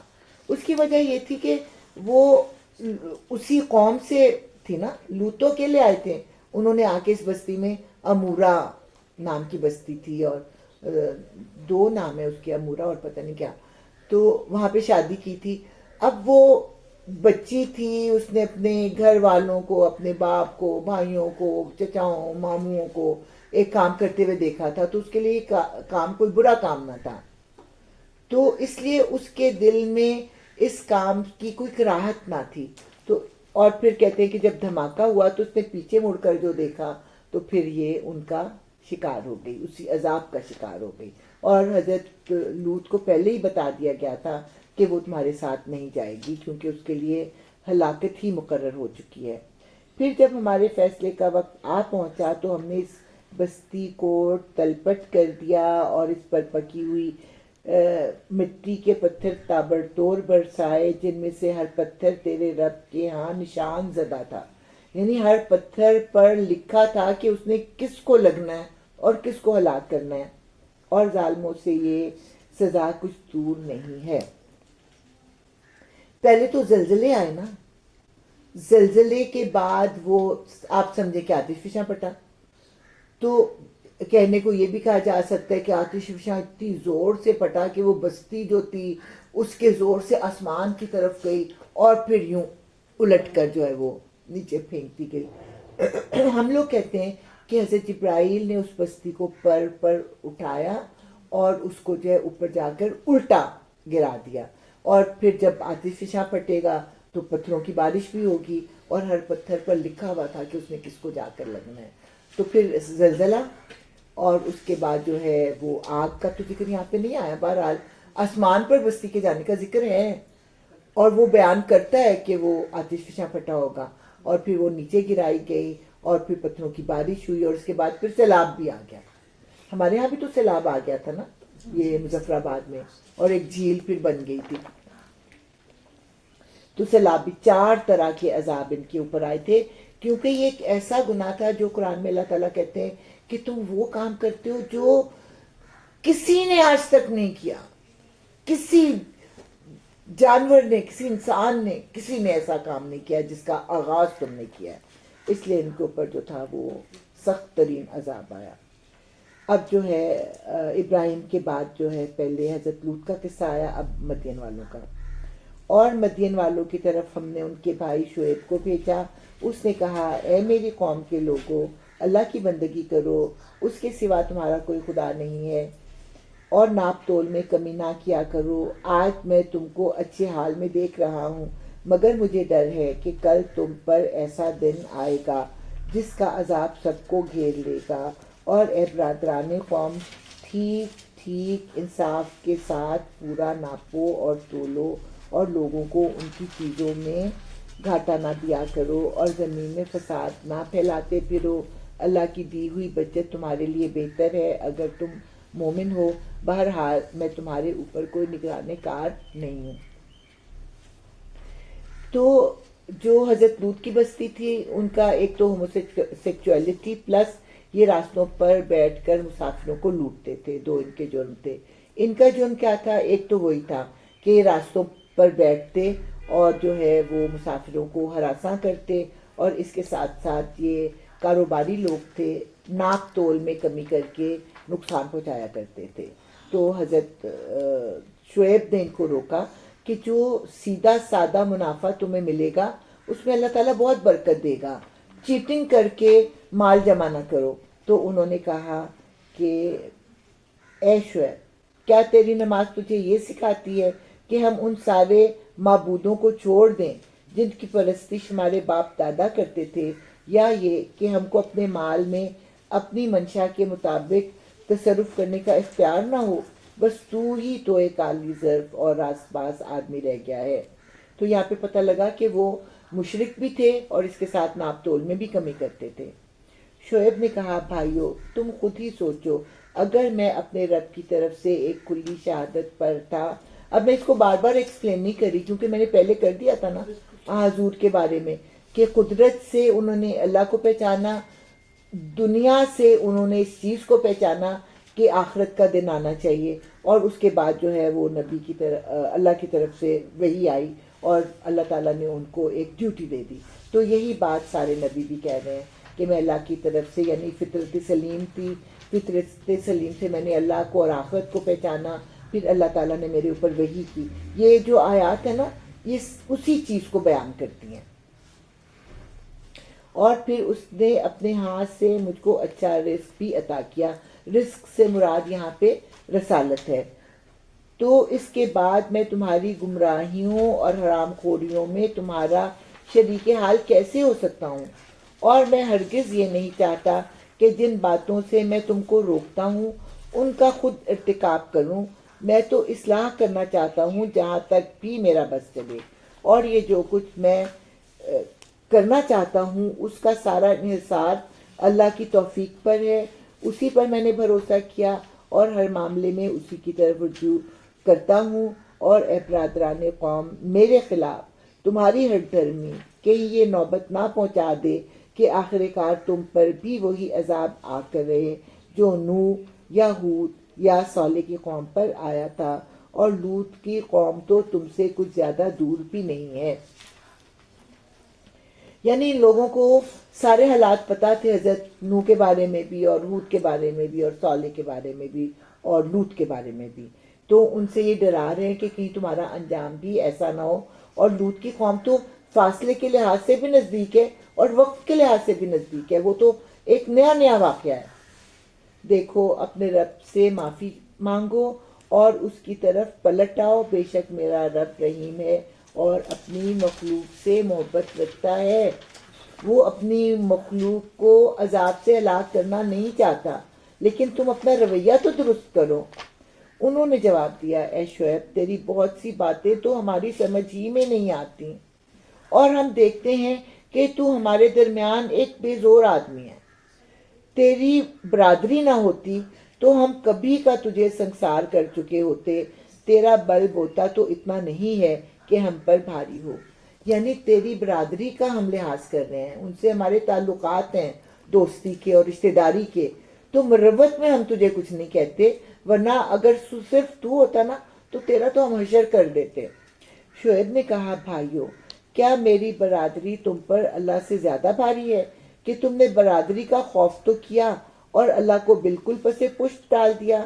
جان رکھو جو کچھ تم کر رہے ہو وہ اللہ کی گرفت سے باہر نہیں ہے۔ اے میری قوم کے لوگوں، تم اپنے طریقے پر کام کیے جاؤ اور میں اپنے طریقے پر، یعنی تم جو حرام کاریاں کر رہے ہو، لوگوں کے مال میں بے ایمانی کر رہے ہو، جو تم مسافروں کو تنگ کر رہے ہو تو کرتے جاؤ، اور میں بھی اپنی ڈیوٹی جو ہے انجام دیتا جاؤں گا کہ میں لوگوں کو اللہ تعالیٰ کی طرف بلاتا رہوں گا۔ جلدی ہی تمہیں معلوم ہو جائے گا کس پر ذلت کا عذاب آتا ہے اور کون جھوٹا ہے۔ تم بھی انتظار کرو، میں بھی تمہارے ساتھ چشم برا ہوں۔ آخر کار جب ہمارے فیصلے کا وقت آ گیا تو ہم نے اپنی رحمت سے شعیب اور اس کے ساتھی مومنوں کو بچا لیا، اور جن لوگوں نے ظلم کیا تھا ان کو ایک سخت دھماکے نے ایسا پکڑا کہ وہ اپنی بستیوں میں بے حس و حرکت پڑے کے پڑے رہ گئے، گویا وہ کبھی وہاں رہے بسے ہی نہ تھے۔ سنو، مدین والے بھی دور پھینک دیے گئے جس طرح سمود پھینکے گئے تھے، اور موسیٰ کو ہم نے اپنی نشانیوں اور کھلی کھلی سند معمولیت کے ساتھ فرعون اور اس کے ایان سلطنت کی طرف بھیجا، مگر انہوں نے فرعون کے حکم کی پیروی کی، موسیٰ کی بات نہیں مانی، حالانکہ فرعون کا حکم راستی پر نہ تھا۔ قیامت کے روز وہ اپنی قوم کے آگے آگے ہوگا اور اپنی پیشوائی میں انہیں دوزخ کی طرف لے جائے گا۔ کیسی بدتر جائے ورود ہے جس پر کوئی پہنچے، اور ان لوگوں پر دنیا میں بھی لعنت پڑی اور قیامت کے روز بھی پڑے گی۔ کیسا برا صلہ ہے یہ جو کسی کو ملے۔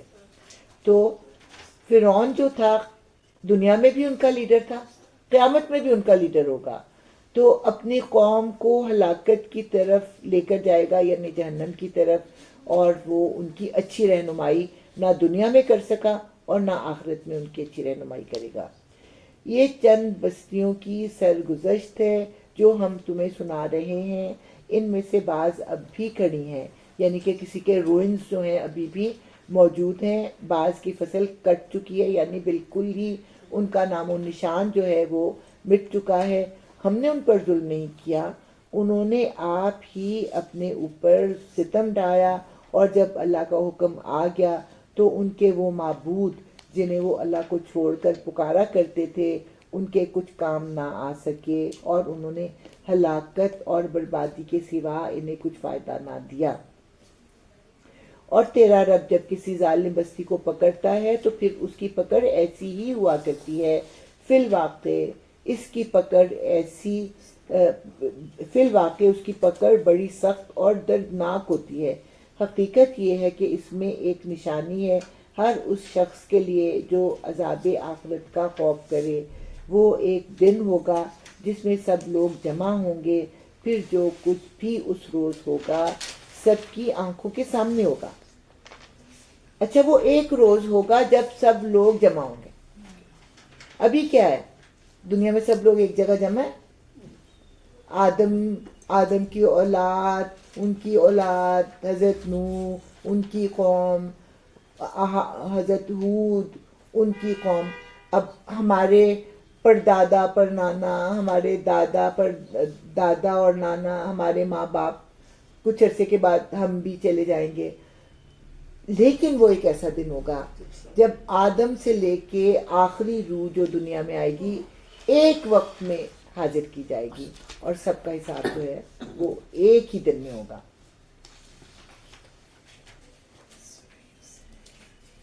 پھر جو کچھ بھی اس روز ہوگا سب کی نگاہوں کے سامنے ہوگا۔ ہم اس کے لانے میں کچھ بہت زیادہ تاخیر نہیں کر رہے ہیں۔ ہمیں لگتا ہے نا کہ ابھی تک قیامت ہی نہیں آئی، لیکن اللہ تعالیٰ قیامت کیا کہتے ہیں قرآن میں؟ اللہ تعالیٰ کا ایک دن ہمارے 1000 سال کے برابر ہوتا ہے۔ تو ہمارے 100 سال جو ہیں وہ اللہ تعالیٰ کے آگے تو کچھ لمحے ہوں گے نا، کچھ سیکنڈز ہوں گے۔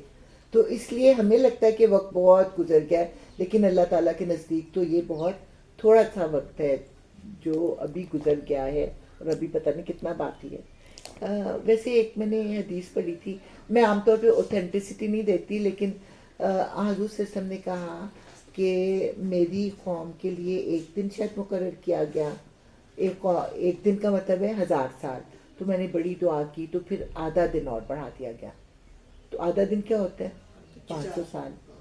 تو اب کتنے 1500 سال گزر چکے ہیں نا، تو اب جو ہے وہ قیامت ہمیں لگتا ہے کہ آنے والی ہے۔ آثار بھی تقریباً ایسے ہی ہیں، لیکن ابھی حضرت عیسیٰ بھی نہیں آئے، اور ابھی دجال تو آ ہی چکا ہے مختلف ضروری نہیں کہ دجال جو ہے وہی ایک آنکھ، جیسے یہ ڈاکٹر اسرار کہتے ہیں کہ وہ یہ جو ہے نا کیمرہ، یہ سارا کچھ جو ہے کس سے ہے؟ کیمرے سے ہی ہے نا۔ تو وہ ہاں ہر چیز میں کیمرہ نا، ہر چیز میں کیمرہ، کیمرے کے اوپر دنیا جو چل رہی ہے، تو اس کی جو ایک آنکھ ہے نا وہ کیمرے کی آنکھ ہے، اور اس کے جو پیغامات ہیں وہ پھیل رہے ہیں۔ بہرحال ہم اس پہ بحث نہیں کرتے، آگے چلتے ہیں۔ ابھی حضرت سورہ یوسف 50 سال کا عرصہ ہوگا جی، اگر ہوا بھی تو 40-50 سال کا ہی عرصہ ہوگا مشکل سے۔ اللہ بہتر جانتا ہے۔ چلیں، اللہ بہتر۔ ہم اس کے لانے میں کچھ بہت زیادہ تاخیر نہیں کر رہے ہیں، بس ایک گنی چنی مدت اس کے لیے مقرر ہے۔ جب وہ آئے گا تو کسی کو بات کرنے کی مجال نہ ہوگی الا یہ کہ خدا کی اجازت سے کچھ عرض کرے۔ پھر کچھ لوگ اس روز بدبخت ہوں گے اور کچھ نیک بخت۔ جو بدبخت ہوں گے وہ دوزخ میں جائیں گے، جہاں گرمی اور پیاس کی شدت سے وہ ہانپیں گے اور پھنکارے ماریں گے، اور اسی حالت میں وہ ہمیشہ رہیں گے جب تک کہ زمین و آسمان قائم ہیں، الا یہ کہ تیرا رب کچھ اور چاہے۔ بے شک تیرا رب پورا اختیار رکھتا ہے کہ جو چاہے کرے۔ رہے وہ لوگ جو نیک بخت نکلیں گے تو وہ جنت میں جائیں گے اور وہاں ہمیشہ رہیں گے جب تک زمین و آسمان قائم ہیں، الا یہ کہ تیرا رب کچھ اور چاہے۔ ایسی بخشش ان کو ملے گی جس کا سلسلہ کبھی منقطع نہ ہوگا۔ بس اے نبی صلی اللہ علیہ وآلہ وسلم، تو ان معبودوں کی طرف سے کسی شک میں نہ رہ جن کی یہ لوگ عبادت کر رہے ہیں۔ اب آپ آ جائیں ذہنی طور پر مکہ میں، اور یہ خطاب کس سے؟ حضور صلی اللہ علیہ وسلم سے، اور ان کو کیا کہا جا رہا ہے کہ یہ مشرک جن معبودوں کو، بتوں کو پوجتے ہیں، آپ ان کی پرواہ نہ کریں، یہ تو بس لکیر کے فقیر بنے ہوئے ہیں، اسی طرح پوجا پاٹ کیے جا رہے ہیں جس طرح پہلے ان کے باپ دادا کرتے تھے، اور ہم ان کا حصہ انہیں بھرپور دیں گے بغیر اس کے کہ اس میں کچھ کاٹ کسر ہو۔ ہم اس سے پہلے موسیٰ کو بھی کتاب دے چکے ہیں اور اس کے بارے میں بھی اختلاف کیا گیا تھا، جس طرح آج اس کتاب یعنی قرآن کے بارے میں کیا جا رہا ہے جو تمہیں دی گئی ہے۔ اگر تیرے رب کی طرف سے ایک بات پہلے ہی طے نہ کر دی گئی ہوتی تو ان اختلاف کرنے والوں کے درمیان کبھی کا فیصلہ چکا دیا گیا ہوتا۔ یہ واقعہ ہے کہ یہ لوگ اس کی طرف سے شک و خلجان میں پڑے ہوئے ہیں، اور یہ بھی واقعہ ہے کہ تیرا رب انہیں ان کے اعمال کا پورا پورا بدلہ دے کر رہے گا، یقیناً وہ ان کی سب حرکتوں سے باخبر ہے۔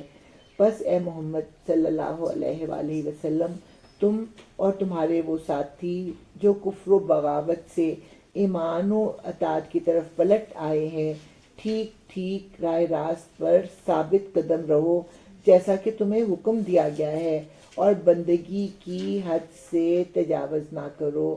جو کچھ تم کر رہے ہو اس پر تمہارا رب نگاہ رکھتا ہے۔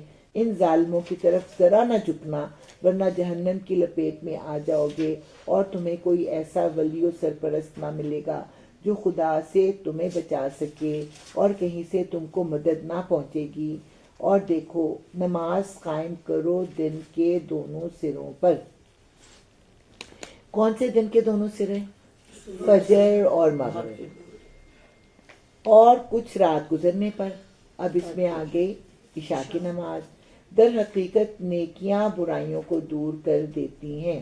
اچھا، دونوں کا ذکر ٹھہر جائے نا، دونوں کا ذکر قرآن کی آیت میں نہیں ہے، صرف یہ ذکر ہے کہ کناروں پر، تو 3 کنارے ہوتے ہیں نا، ایک یہ کنارہ جہاں سے سورج شروع ہوا، پھر یہ ٹاپ تک پہنچا، ٹاپ سے جب نیچے آئے گا تو یہ بھی ایک کنارے تک پہنچ کے نیچے آیا نا، اور پھر وہ جو ہے مغرب کی طرف چلا جائے گا، تو پھر اس میں ظہر کی نماز بھی آ گئی، ٹھیک ہے، بس عصر کی نماز بھی رہ گئی، فجر اور مغرب اور عشاء اور ظہر اور عصر کی رہ درمیانی نماز کا ذکر ہو چکا ہے جی، سورہ بقرہ نماز وسط۔ اچھا، اب یہاں پہ کیا کہتے ہیں؟ در حقیقت نیکیاں برائیوں کو دور کر دیتی ہیں۔ یہ ایک یاد دہانی ہے ان لوگوں کے لیے جو خدا کو یاد رکھنے والے ہیں۔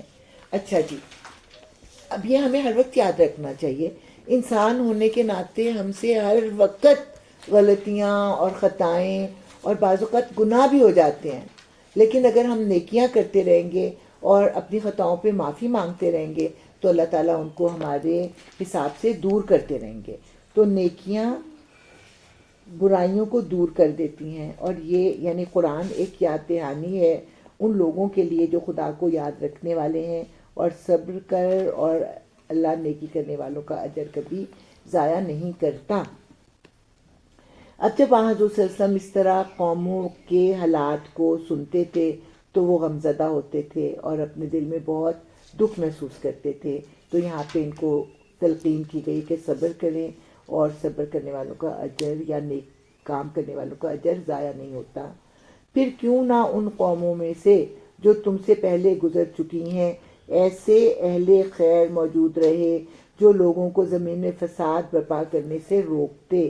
ایسے لوگ نکلے بھی تو بہت کم جن کو ہم نے ان قوموں میں سے بچا لیا، ورنہ ظالم لوگ تو انہی مزوں کے پیچھے پڑے رہے جن کے سامان انہیں فراوانی کے ساتھ دیے گئے تھے، اور وہ مجرم بن کر رہے۔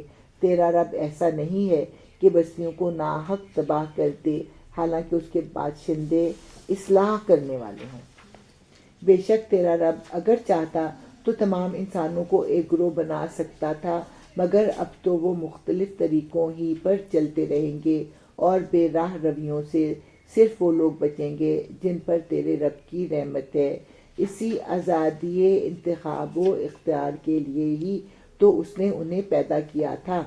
اور تیرے رب کی وہ بات پوری ہو گئی جو اس نے کہی تھی کہ میں جہنم کو جن اور سب انسانوں سے بھر دوں گا. اور اے محمد صلی اللہ علیہ وآلہ وسلم، یہ پیغمبروں کے قصے جو ہم تمہیں سناتے ہیں وہ چیزیں ہیں جن کے ذریعے سے ہم تمہارے دل کو مضبوط کرتے ہیں. دل مضبوط کیسے ہوتا ہے؟ ان قصوں میں کیا بتایا گیا ہے کہ رسول اور اس کے ساتھی نہ صرف یہ کہ بچا لیے گئے بلکہ ان کو پھر بہت زیادہ بڑھایا بھی گیا. اور کس کا انجام برا ہوا؟ رسول کو جھٹلانے والوں کا. ان کے اندر تم کو حقیقت کا علم ملا اور ایمان لانے والوں کو نصیحت اور بیداری نصیب ہوئی. رہے وہ لوگ جو ایمان نہیں لاتے تو ان سے کہہ دو کہ تم اپنے طریقے پر کام کرتے رہو اور ہم اپنے طریقے پر کیے جاتے ہیں. انجام کار کا تم بھی انتظار کرو اور ہم بھی منتظر ہیں. آسمانوں اور زمین میں جو کچھ چھپا ہوا ہے سب اللہ ہی کے قبضہ قدرت میں ہے اور سارا معاملہ اسی کی طرف رجوع کیا جاتا ہے. بس اے نبی صلی اللہ علیہ وآلہ وسلم، تو اس کی بندگی کر اور اسی پر بھروسہ رکھ، اور جو کچھ تم لوگ کرتے ہو تیرا رب اس سے بے خبر نہیں ہے. تو نبی اور اس کے ساتھیوں کو خوشخبری ہے اور ڈراوا ہے. کس کے لیے؟ قوم کے لیے.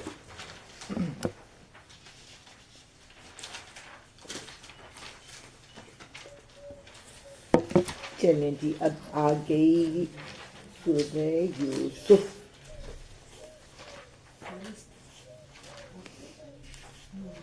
سورہ یوسف کو جب اللہ تعالیٰ نے کہہ دیا کہ یہ احسن القصص ہے تو پھر ہمیں اچھا کیوں نہ لگے؟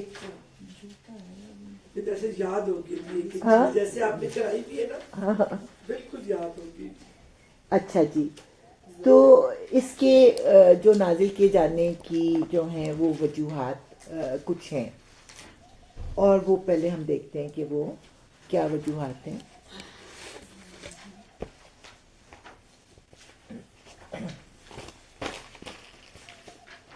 ہاں، تو یہ پورے قرآن کی منفرد صورت ہے.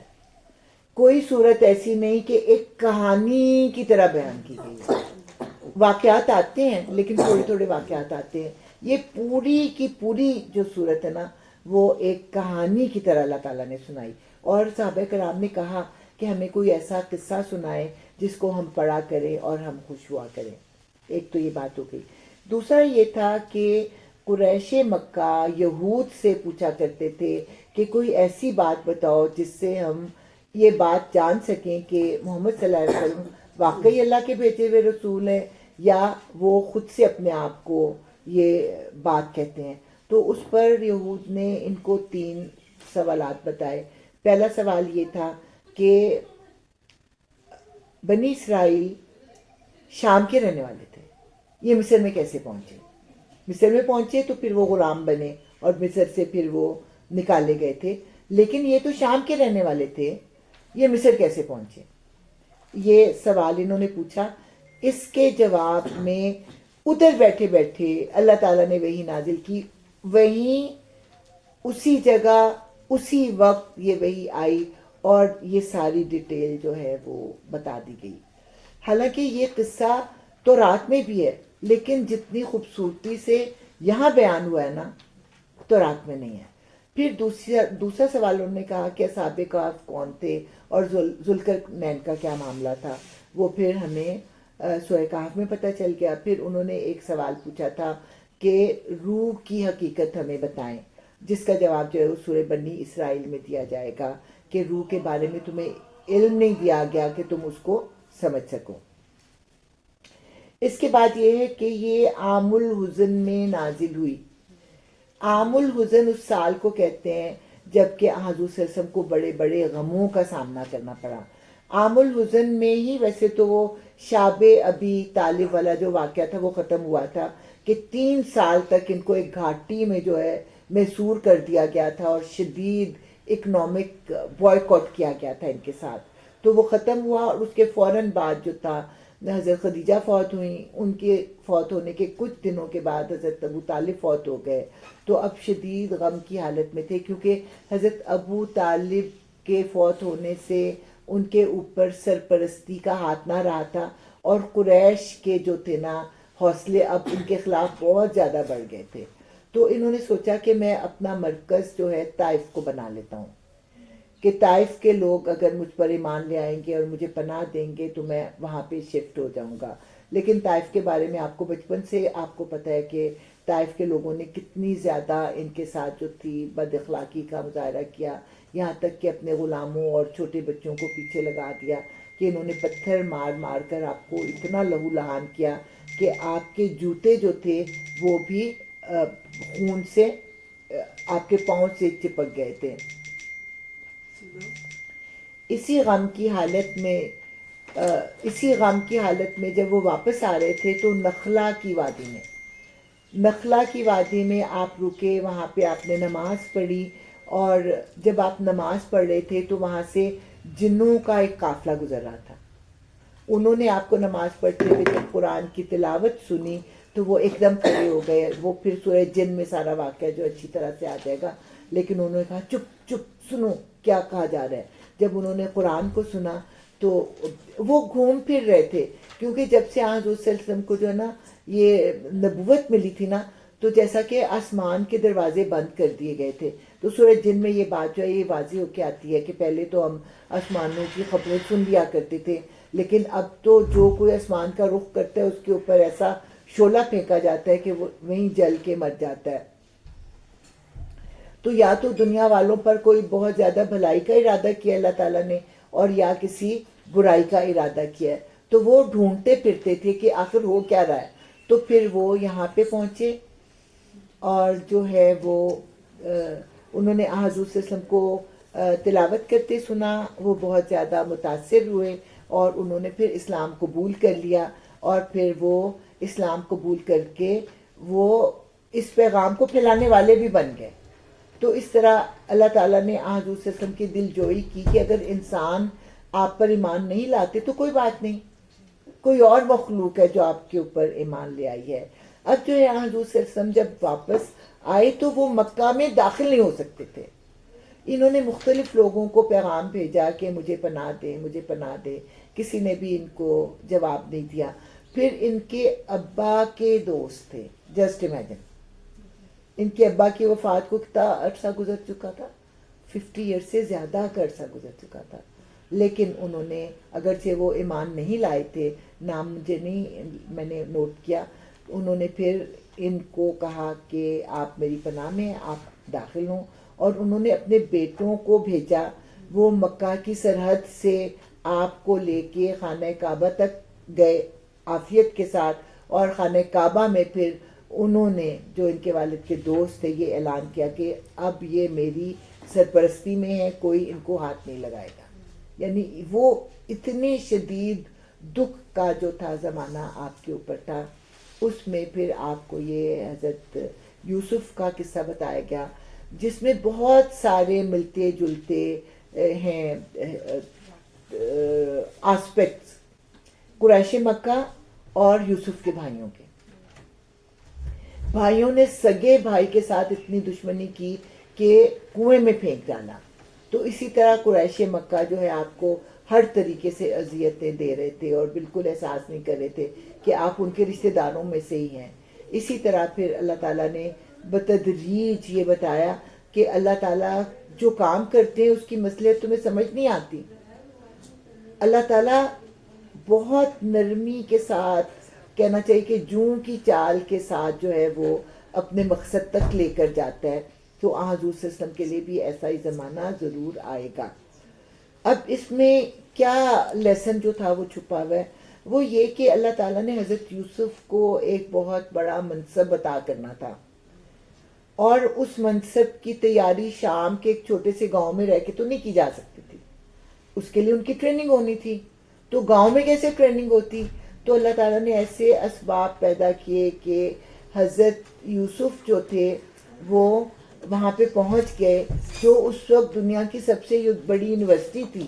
اور آس پاس کے جو شہزادے تھے وہاں پہ علم حاصل کرنے اور تربیت لینے کے لیے آیا کرتے تھے. ان کے والد ان کو کیسے بھیجتے اس یونیورسٹی میں؟ تو اللہ تعالیٰ خود ان کو اس یونیورسٹی میں لے گیا اور وہاں کے ایک اعلیٰ ترین گھرانے میں ان کو آباد کیا جہاں پہ ان کی پھر ٹریننگ ہوئی.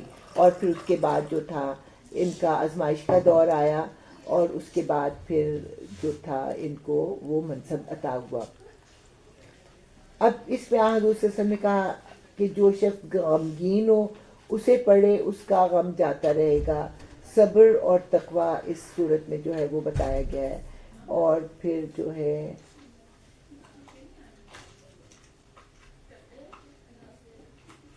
میں نے سب باتیں بتا دی تقریباً. کوئی اگر رہ گئی ہوگی بات تو پھر وہ میں کل بتا دوں گی. چلیں اب ہم پڑھتے ہیں اور اب میں اس کو بس پڑھتی جاؤں گی کیونکہ ایک تو ٹائم بھی کم ہو گیا اور ویسے بھی یہ کہانی ہے. اس میں سمجھ آ جاتی ہے ساتھ ساتھ. اب یہ دیکھیں اس کا آغاز بھی بسم اللہ الرحمن الرحیم الف لام را کے ساتھ ہوا ہے. تو اس میں بہت سے نبیوں رسولوں کے قصے تو نہیں ہیں لیکن ایک ہی نبی کی داستان ہے. حضرت یوسف جو تھے وہ نبی تھے, وہ رسول نہیں تھے. الف لام را یہ اس کتاب کی آیات ہیں جو اپنا مدعا صاف صاف بیان کرتی ہے. ہم نے اسے نازل کیا ہے قرآن بنا کر عربی زبان میں تاکہ تم اہل عرب اس کو اچھی طرح سمجھ سکو. اصل میں لوح محفوظ میں ایک کتاب ہے, اس کا جو حصہ حضرت موسیٰ پر نازل کیا گیا اس کو حضرت موسیٰ کی زبان میں نازل کیا گیا, عبرانی زبان میں. اسی کا ایک حصہ جب انجیل کی شکل میں نازل کیا گیا تو ارامک لینگویج تھی حضرت عیسیٰ کی, اس کی لینگویج میں نازل کیا گیا. اب لوح محفوظ کا جو حصہ یا تقریباً اس کا خلاصہ کہہ لیں یا اس کی تفصیل کمپلیٹ کی کمپلیٹ جو ہے حضور پر عربی زبان میں نازل کی گئی جو کہ عرب کے لوگوں کی زبان تھی. اور اس کے علاوہ عربی کا ایک مطلب ہوتا ہے بہت صاف و شفاف کتاب نہیں لینگویج. اس کے لیے خاص لفظ ہوتا ہے جو اپنا مدعا اچھی طرح سے بیان کر سکے. کیا فصیح و بلیغ, فصیح و بلیغ زبان, کیونکہ اور دنیا کی کوئی زبان ان مضامین کا بوجھ نہیں اٹھا سکتی تھی سوائے عربی زبان کے. تاکہ تم اہل عرب اس کو اچھی طرح سمجھ سکو. اے محمد صلی اللہ علیہ وآلہ وسلم, ہم اس قرآن کو تمہاری طرف وحی کر کے بہترین پیرائے میں واقعات اور حقائق کو تم سے بیان کرتے ہیں, ورنہ اس سے پہلے تو ان چیزوں سے تم بالکل ہی بے خبر تھے. حضور کو پتا تھا ان واقعات کا؟ نہیں پتا تھا. ادھر اسی وقت انہوں نے جو تھا یہ واقعہ ان کو سنایا لوگوں کو. یہ اس وقت کا ذکر ہے جب یوسف نے اپنے باپ سے کہا, ابا جان میں نے خواب دیکھا ہے کہ 11 ستارے ہیں اور سورج اور چاند ہیں اور وہ مجھے سجدہ کر رہے ہیں. جواب میں اس کے باپ نے کہا, بیٹا اپنا یہ خواب اپنے بھائیوں کو نہ سنانا ورنہ وہ تیرے در پہ آزار ہو جائیں گے حسد کی وجہ سے. حقیقت یہ ہے کہ شیطان آدمی کا کھلا دشمن ہے اور ایسا ہی ہوگا جیسا تو نے خواب میں دیکھا ہے کہ تیرا رب تجھے اپنے کام کے لیے منتخب کرے گا اور تجھے باتوں کی تہ تک پہنچنا سکھائے گا اور تیرے اوپر اور آل یعقوب پر اپنی نعمت اسی طرح پوری کرے گا جس طرح اس سے پہلے وہ تیرے بزرگوں ابراہیم اور اسحاق پر کر چکا ہے. یقیناً تیرا رب علیم اور حکیم ہے. مدعا یہ ہے یا لب لباب یہ ہے کہ تم بھی رسول اور نبی بنو گے. حقیقت یہ ہے کہ یوسف اور اس کے بھائیوں کے قصے میں ان پوچھنے والوں کے لیے بڑی نشانیاں ہیں. یہ قصہ یوں شروع ہوتا ہے کہ اس کے بھائیوں نے آپس میں کہا, یہ یوسف اور اس کا بھائی دونوں ہمارے والد کو ہم سب سے زیادہ محبوب ہیں, حالانکہ ہم ایک پورا جتھا ہیں. ہم تو خاندان کی طاقت ہیں, ہمیں لفٹ نہیں کراتے اور وہ چھوٹے کمزور بچوں کی طرف اپنی توجہ رکھتے ہیں. سچی بات یہ ہے کہ ہمارے ابا جان بالکل ہی بہک گئے ہیں. چلو یوسف کو قتل کر دو یا اسے کہیں پھینک دو تاکہ تمہارے والد کی توجہ صرف تمہاری ہی طرف ہو جائے. یہ کام کر لینے کے بعد پھر نیک بند رہنا. یعنی اتنا پتہ ہے کہ جو ہم کر رہے ہیں وہ غلط ہے، لیکن کر تو لینا، بعد میں توبہ کر لیں گے۔ اس پر ان میں سے ایک بولا یوسف کو قتل نہ کرو۔ مطلب ایک بھائی نہیں چاہتا تھا کہ یوسف کے ساتھ کوئی برا ہو، لیکن 9 بھائیوں کے سامنے وہ کیا بولتا۔ آخر کار اس نے ان کو منوایا کہ اس کو قتل نہ کرو، اسے کسی اندھے کنویں میں ڈال دو، کوئی آتا جاتا قافلہ اسے نکال لے جائے گا۔ اس قرارداد پر انہوں نے جا کر اپنے باپ سے کہا، ابا جان کیا بات ہے، آپ یوسف کے معاملے میں ہم پر بھروسہ نہیں کرتے، حالانکہ ہم اس کے سچے خیر خواہ ہیں۔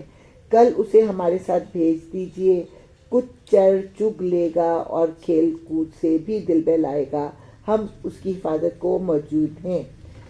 تو باپ نے کہا، تمہارا اسے لے جانا مجھے بہت شاق گزرتا ہے کہ مجھے اس سے جدا ہونا جو ہے وہ پسند نہیں ہے، اور دوسری بات کیا، اور مجھ کو اندیشہ ہے کہیں اسے بھیڑیا نہ پھاڑ کھائے جبکہ تم اس سے غافل ہو۔ انہوں نے جواب دیا، اگر ہمارے ہوتے اسے بھیڑیے نے کھا لیا جبکہ ہم ایک جتھا ہے،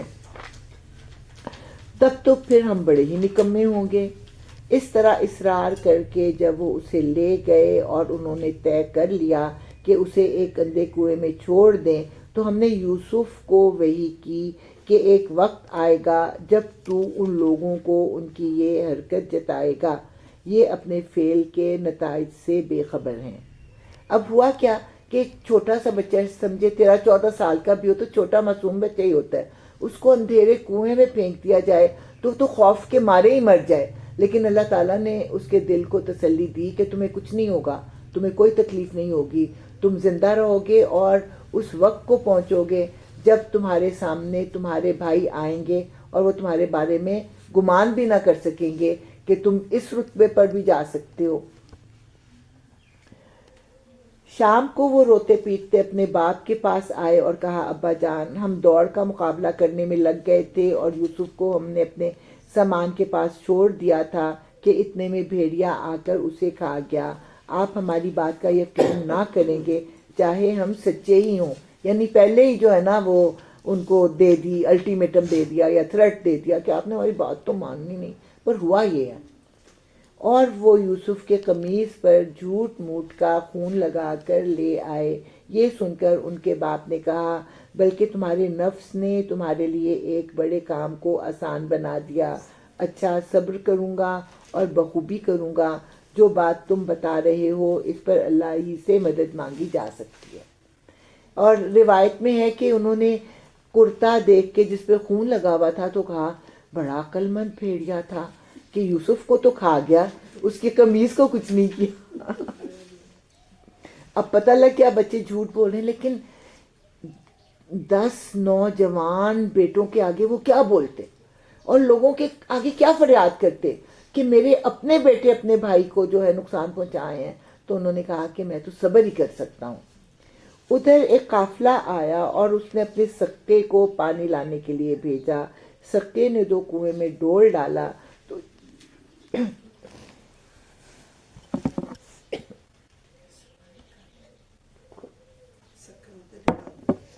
تو یوسف کو دیکھ کر پکار اٹھا، مبارک ہو، یہاں تو ایک لڑکا ہے۔ کیوں خوش ہو گئے؟ کیونکہ وہ غلاموں کی خرید و فروخت کا زمانہ تھا۔ اب بیٹھے بٹھائے ان کو تو خزانہ مل گیا، تو انہوں نے ایک دوسرے کو خوشخبری دینی شروع کر دی۔ ان لوگوں نے اس کو مال تجارت سمجھ کر چھپا لیا، حالانکہ جو کچھ وہ کر رہے تھے خدا اس سے باخبر تھا۔ آخر کار انہوں نے اس کو تھوڑی سی قیمت پر چند درہموں کے عوض بیچ ڈالا، اور وہ اس کی قیمت کے معاملے میں کچھ زیادہ کے امیدوار نہ تھے، کیونکہ یوسف تو ان کے گلے پڑے ہوئے تھے۔ کسی بھی وقت یوسف کا کوئی رشتہ دار آ کر ان کو کٹہرے میں کھڑا کر سکتا تھا، اس لیے یوسف سے جان چھڑانے کے لیے جس قیمت پر بھی وہ بکے انہوں نے اس کو بیچ دیا۔ مصر کے جس شخص نے اسے خریدا اس نے اپنی بیوی سے کہا، اس کو اچھی طرح رکھنا، بعید نہیں کہ یہ ہمارے لیے مفید ثابت ہو، یعنی ہو سکتا ہے کہ اس کو اچھی تربیت کر کے اچھی قیمت پر ہم بیچ دیں، یا ہم اسے بیٹا ہی بنا لیں، تو اسے پتہ لگتا ہے کہ اس کی اولاد نہیں تھی۔ اس طرح ہم نے یوسف کے لیے اس سرزمین میں قدم جمانے کی صورت نکالی اور اسے معاملہ فہمی کی تعلیم دینے کا انتظام کیا، یعنی کہ ان کی ٹریننگ اور ان کی جو تھی علم حاصل کرنے کی، ان کی تعلیم کا زمانہ شروع ہو گیا۔ یہاں پہ اللہ تعالیٰ بتاتے ہیں کہ اللہ تعالیٰ اپنا کام کر کے رہتا ہے مگر اکثر لوگ جانتے نہیں ہیں، اور جب وہ اپنی پوری جوانی کو پہنچا تو ہم نے اسے قوت فیصلہ اور علم عطا کیا، اس طرح ہم نیک لوگوں کو جزا دیتے ہیں۔ جس عورت کے گھر میں وہ تھا وہ اس پر ڈورے ڈالنے لگی، ایک روز دروازے بند کر کے بولی آ جا۔ یوسف نے کہا خدا کی پناہ، میرے رب نے تو مجھے اچھی منزلت بخشی اور میں ایسے کام کروں؟ ایسے ظالم کبھی فلاح نہیں پایا کرتے۔ وہ اس کی طرف بڑھی اور یوسف بھی اس کی طرف بڑھتا، اگر وہ اپنے رب کی برہان نہ دیکھ لیتا، یعنی کہ اللہ تعالیٰ نے ایک خیال اس کے ذہن میں پہلے ہی بٹھا دیا، یہ والا خیال کہ اللہ تعالیٰ نے تو اتنے انعامات کیے، تو یہ اتنا برا کام کر کے اللہ کا بھی مجرم بنے اور اپنے آقا کا بھی مجرم بنے؟ نہیں، ایسے لوگ پھر کبھی فلاح نہیں پاتے۔ تو اس خیال نے ان کے کردار کو تقویت بخشی اور وہ ثابت قدم رہے۔ ایسا ہوا تاکہ ہم اس سے بدی اور بے حیائی کو دور کر دیں، در حقیقت وہ ہمارے چنے ہوئے بندوں میں سے تھا۔ آخر کار یوسف اور وہ آگے پیچھے دروازے کی طرف بھاگے اور اس نے پیچھے سے یوسف کا قمیص کھینچ کر پھاڑ دیا۔ دروازے پر دونوں نے اس کے شوہر کو موجود پایا۔ اسے دیکھتے ہی عورت کہنے لگی، کیا سزا ہے اس شخص کی جو تیری گھر والی پر نیت خراب کرے؟ اس کے سوا اور کیا سزا ہو سکتی ہے کہ وہ قید کیا جائے یا اسے سخت عذاب دیا جائے؟ کہاں تو وہ محبت کے ڈورے ڈال رہی تھی اور کہاں ایسا پینترا بدلا کہ اپنے شوہر سے کہہ رہی ہے کہ اس کو سزا دے اور اس کو قید میں ڈال دیں۔ یوسف نے کہا یہی مجھے پھانسنے کی کوشش کر رہی تھی۔ اس عورت کے اپنے کنبے والوں میں سے ایک شخص نے قرینے کی شہادت پیش کی کہ اگر یوسف کا قمیص آگے سے پھٹا ہو تو عورت سچی ہے اور یہ جھوٹا، اور اگر اس کا قمیص پیچھے سے پھٹا ہو تو عورت جھوٹی ہے اور یہ سچا۔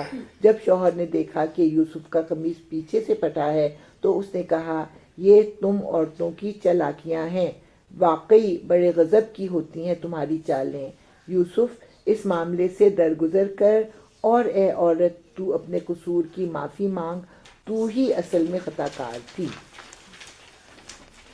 شہر کی عورتیں آپس میں چرچا کرنے لگیں کہ عزیز کی بیوی اپنے نوجوان غلام کے پیچھے پڑی ہوئی ہے، محبت نے اس کو بے قابو کر رکھا ہے، ہمارے نزدیک تو وہ صریح غلطی کر رہی ہے۔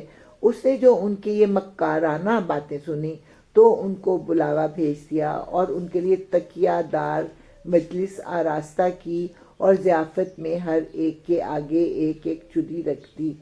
پھر عین اس وقت جب کہ وہ پھل کاٹ کاٹ کر کھا رہی تھیں، اس نے یوسف کو اشارہ کیا کہ ان کے سامنے نکل آ۔ جب ان عورتوں کی نگاہ اس پر پڑی تو وہ دنگ رہ گئیں اور اپنے ہاتھ کاٹ بیٹھیں اور بے ساختہ پکار اٹھیں، حاشا للہ، یہ شخص انسان نہیں ہے، یہ تو کوئی بزرگ فرشتہ ہے۔ عزیز کی بیوی نے کہا، دیکھ لیا، یہ ہے وہ شخص جس کے معاملے میں تم مجھ پر باتیں بناتی تھیں۔ بے شک میں نے اسے رجھانے کی کوشش کی تھی مگر یہ بچ نکلا۔ اگر یہ میرا کہنا نہ مانے گا تو قید کیا جائے گا اور بہت ذلیل و خوار ہوگا۔ آپ دیکھیں کہ کیسا ہے اس وقت کا کلچر، کتنی بے حیائی ہے کہ عورت خود کہہ رہی ہے کہ میں نے اس کو پھانسا تھا، یہ بچ نکلا اور اس کو میرا حکم ماننا پڑے گا، یعنی برا کام کرنا پڑے گا۔ اچھا، یہاں پہ ایک تھوڑی سی بڑا مجھے اچھا لگا کہ میرے ذہن میں ہمیشہ سے یہ تصور تھا کہ وہ سیب کاٹ رہی تھی، کاٹتے کاٹتے حضرت یوسف آ گئے تو ان کو پتہ ہی نہیں چلا اور ان کی انگلیاں کٹ گئیں۔ نعمان علی خان نے بڑی اچھی تشریح کی ہے کہ کسی ایک کے ہاتھ پہ چھری لگی تو خون نکلا، سب اس کی طرف متوجہ ہوئے، حضرت یوسف بھی اس کی طرف متوجہ ہوئے اور اس کا خون صاف کرنے لگے تو ساری عورتوں نے خود سے اپنی انگلیاں کاٹ لیں۔ تو یہ ایک انہوں نے اس کی تشریح کی۔ بہرحال اچھا جی، یوسف نے کہا، اے میرے رب، قید مجھے منظور ہے بنسبت اس کے کہ میں وہ کام کروں جو یہ لوگ مجھ سے چاہتے ہیں، اور اگر تو نے ان کی چالوں کو مجھ سے دفع نہ کیا تو میں ان کے دامے فریب میں پھنس جاؤں گا اور جاہلوں میں شامل ہو جاؤں گا۔ اس کے رب نے اس کی دعا قبول کی اور ان عورتوں کی چالیں اس سے دفع کر دیں۔ بے شک وہی ہے جو سب کی سنتا اور سب کچھ جانتا ہے۔ اس سے پتہ لگ رہا ہے کہ دوسری عورتیں بھی ان کو اپنی طرف متوجہ کرنے میں لگی ہوئی تھیں، تو یہ بات پھر درست ہے کہ ہر ایک نے اپنے ہاتھ کاٹے تاکہ حضرت یوسف کی توجہ اس کی طرف ہو جائے۔ اب پھر ان لوگوں کو یہ سوجی کہ ایک مدت کے لیے اسے قید کر دے، حالانکہ وہ اس کی پاک دامنی اور خود اپنی عورتوں کے برے اتوار کی سری نشانیاں دیکھ چکے تھے۔ اب مرد اتنے بے بس تھے کہ وہ اپنی گھر کی عورتوں کو پکڑ نہیں سکتے تھے، ان کو سمجھ نہیں آ رہی تھی کہ کریں کیا کریں۔ انہوں نے پھر یہی سوچا کہ بہتر ہے کہ اس کو جو ہے نا منظر عام سے ہٹا دیں، نہ نظروں کے سامنے ہوں گے اور نہ ہماری عورتیں جو ہیں وہ ان پر ریچھیں گی۔ چنانچہ پھر حضرت یوسف کو جو تھا وہ قید میں ڈال دیا گیا۔ قید میں 2 غلام اور بھی اس کے ساتھ داخل ہوئے۔ ایک روز ان میں سے ایک نے اس سے کہا، میں نے خواب دیکھا ہے کہ میں شراب کشید کر رہا ہوں۔ دوسرے نے کہا، میں نے دیکھا ہے کہ میرے سر پر روٹیاں رکھی ہیں اور پرندے ان کو کھا رہے ہیں۔ دونوں نے کہا، ہمیں اس کی تعبیر بتائیے، ہم دیکھتے ہیں کہ آپ ایک نیک آدمی ہیں۔ یعنی ان کا رویہ اتنا اچھا تھا کہ جو قید والے لوگ، جو مجرم بھی، وہ ان سے متاثر ہوتے تھے۔ تو ان میں سے 2 لوگوں نے خواب دیکھا، اپنا خواب ان کو بتایا اور اس کی تعبیر ان سے پوچھی۔ تو اب یوسف نے کہا، یہاں جو کھانا تمہیں ملا کرتا ہے اس کے آنے سے پہلے میں تمہیں ان خوابوں کی تعبیر بتا دوں گا۔ یہ علم ان علوم میں سے ہے جو میرے رب نے مجھے عطا کیے ہیں۔ واقعہ یہ ہے کہ میں نے ان لوگوں کا طریقہ چھوڑ کر جو اللہ پر ایمان نہیں لاتے اور آخرت کا انکار کرتے ہیں، اپنے بزرگوں ابراہیم، اسحاق اور یعقوب کا طریقہ اختیار کیا ہے۔ ہمارا یہ کام نہیں ہے کہ اللہ کے ساتھ کسی کو شریک ٹھہرائے، در حقیقت یہ اللہ کا فضل ہے ہم پر اور تمام انسانوں پر کہ اس نے اپنے سوا کسی کا بندہ ہمیں نہیں بنایا، مگر اکثر لوگ شکر نہیں کرتے۔ اب یہ تھوڑی سی، جب نبی کی طرف کوئی متوجہ ہوتا ہے نا تو پھر نبی اپنی بات کہہ دیتے ہیں، لیکن پھر یہ بھی ہوتا ہے کہ لوگ بیزار ہو کے چلے نہ جائیں کہ یہ تو اب کہانیاں سنانی شروع کر دیں گے، اٹھو ادھر سے۔ انہوں نے کہا نہیں، ابھی کھانا آنے والا ہے نا، تو کھانا آنے سے پہلے میں تمہیں بتا دوں گا اس خواب کی تعبیر، کیونکہ باقی لوگ جو تھے وہ بھی جمع ہو گئے تھے نا خواب کی تعبیر سننے کے لیے۔ تو پھر انہوں نے اپنی جو بات تھی ان تک پہنچائی کہ دیکھو میں یہاں جب سے آیا ہوا تھا نا تو میں ان لوگوں کے طریقوں کو دیکھ رہا تھا، لیکن اب میں اس نتیجے پر پہنچا ہوں کہ جو میرے بزرگوں کا طریقہ تھا نا، صرف ایک خدا کی عبادت کرنے کا، وہی سب سے اچھا ہے۔ اور پھر یہاں پہ وہ کہتے ہیں کہ یہ اللہ تعالیٰ کا فضل ہے ہم پر کہ اپنے سوا ہمیں کسی کا بندہ نہیں بنایا۔ تو اس کی میں تشریح کیا کرتی ہوں کہ ہندوؤں کے ہاں کوئی دولت کی دیوی ہے، اسی طرح کوئی اولاد کی دیوی ہوگی، کوئی جو ہوگی وہ عافیت کی دیوی ہوگی یا دیوتا ہوگا۔ تو اب کسی کو اگر اولاد چاہیے تو وہ ایک دیوی کے آستانے پر جائے، اور ساتھ ساتھ اس کو جو ہے عافیت کی بھی تمنا ہے تو اب وہ اس آستانے پر جائے، اور ساتھ ساتھ اس کا کوئی اور مسئلہ ہے اس مسئلے کے وہ ادھر جائے۔ اللہ تعالیٰ کا کتنا فضل و کرم ہے۔ ہم جائے نماز بچھائیں اپنے کمرے میں بیٹھ کے، اللہ سے دولت بھی مانگیں، اولاد بھی مانگیں، عافیت بھی مانگیں، اپنی تمام مشکلوں کا حل بھی مانگیں۔ کتنا اللہ تعالیٰ کا ہمارے اوپر فضل و کرم ہے۔ تو اللہ در حقیقت یہ اللہ کا فضل ہے ہم پر اور تمام انسانوں پر کہ اس نے اپنے سوا کسی کا بندہ ہمیں نہیں بنایا، مگر اکثر لوگ شکر نہیں کرتے۔ اے زندہ کے ساتھیوں، تم خود ہی سوچو کہ بہت سے متفرق رب بہتر ہیں یا وہ ایک اللہ جو سب پر غالب ہے؟ اس کو چھوڑ کر تم جن کی بندگی کر رہے ہو وہ اس کے سوا کچھ نہیں ہے کہ بس چند نام ہیں جو تم نے اور تمہارے آباء و اجداد نے رکھ لیے ہیں۔ اللہ نے ان کے لیے کوئی سند نازل نہیں کی۔ فرما रवाई का इक़्तिदार अल्लाह के सिवा किसी के लिए नहीं है। उसका हुक्म है कि खुद उसके सिवा तुम किसी की बंदगी ना करो।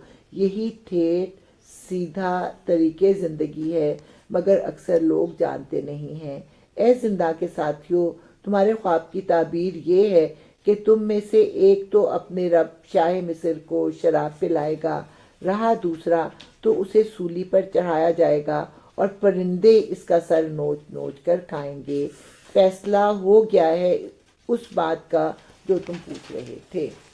हुआ ये कि बादशाह के खाने में जहर मिला हुआ था। अब पता नहीं चलता था कि जहर शराब में था या रोटी में था, इसलिए दोनों को कैद कर दिया गया। जब तहकीकात हुई तो पता चला कि जहर जो था वो रोटी में था, इसलिए शराब पिलाने वाले को आज़ाद कर दिया गया और रोटी पकाने वाले को सूली पर चढ़ाया गया।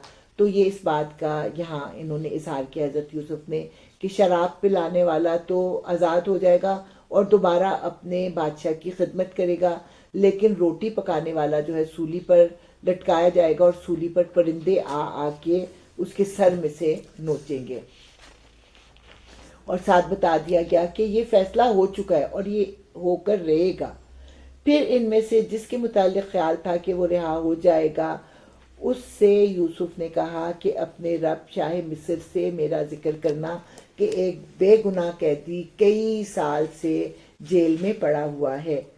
मगर शैतान ने उसे ऐसा गफलत में डाला कि वो अपने रब यानी शाह मिस्र से उसका जिक्र करना भूल गया और यूसुफ कई साल कैद में रहा। फलबिसा फिस्सिजने बिज़अतने, बिज़ा का लफ्ज़ जो होता है ना वो 9 तक के अदद के लिए होता है, तो 9 साल तक वो वहाँ पे रहे।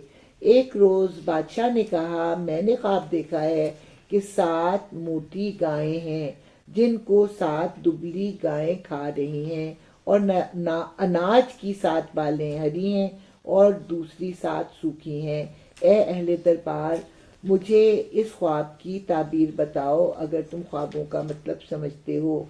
लोगों ने कहा, ये तो परेशान ख्वाबों की बातें हैं और हम इस तरह के ख्वाबों का मतलब नहीं जानते। अब यह है कि बादशाह ने ख्वाब देखा, अब उससे ताबीर पूछी, कोई बता ना सका और कहा कि ये तो आपके बस परेशान ख्वाब हैं। अच्छा, इस्लाम में ख्वाब की क्या अहमियत है? हमें बताया गया कि 3 तरह के ख्वाब हैं। एक ख्वाब जो कि नबूवत के ख़त्म होने के बाद 146 ऑफ अल्लाह ताला की तरफ से होते हैं, जो सच्चे होते हैं। सच्चे ख्वाब नबूवत का 46वां हिस्सा है, होते हैं वो, और ऐसे ख्वाब देखने वाले को सुबह उठकर याद रहते हैं। दूसरे ख्वाब वो होते हैं कि दिन भर हम कोई काम काज कर रहे हैं, खाना पका रहे हैं या कहीं आ रहे हैं या जा रहे हैं, वही चीज़ें जो हैं हम ख्वाब में करते हैं। और तीसरी चीज़ जो है तो शैतान हमको डरावने ख्वाब जो है वो दिखाता है। फिर ख्वाबों के बारे में ये है कि ख्वाब को अगर किसी को ना बताया जाए तो वो वाक़ई नहीं होता, लेकिन अगर किसी को बता दिया जाए तो फिर वो वाक़ई हो जाता है। तो अगर आप कोई बुरा ख्वाब देखें तो दाईं जानिब थू थू करें और क्या करें, बिस्मिल्लाहिर्रहमान नहीं आउज़ु बिल्लाहि मिनश शैतानिर रजीम पढ़ें, तो फिर आप उसकी बुरी ताबीर से बच जाएंगे। ठीक है, और अपना ख्वाब जो है वो मुखलिस लोगों के अलावा किसी को नहीं सुनाना चाहिए। तो ये इस्लामिक जो है नज़रिया ख्वाबों के बारे में है।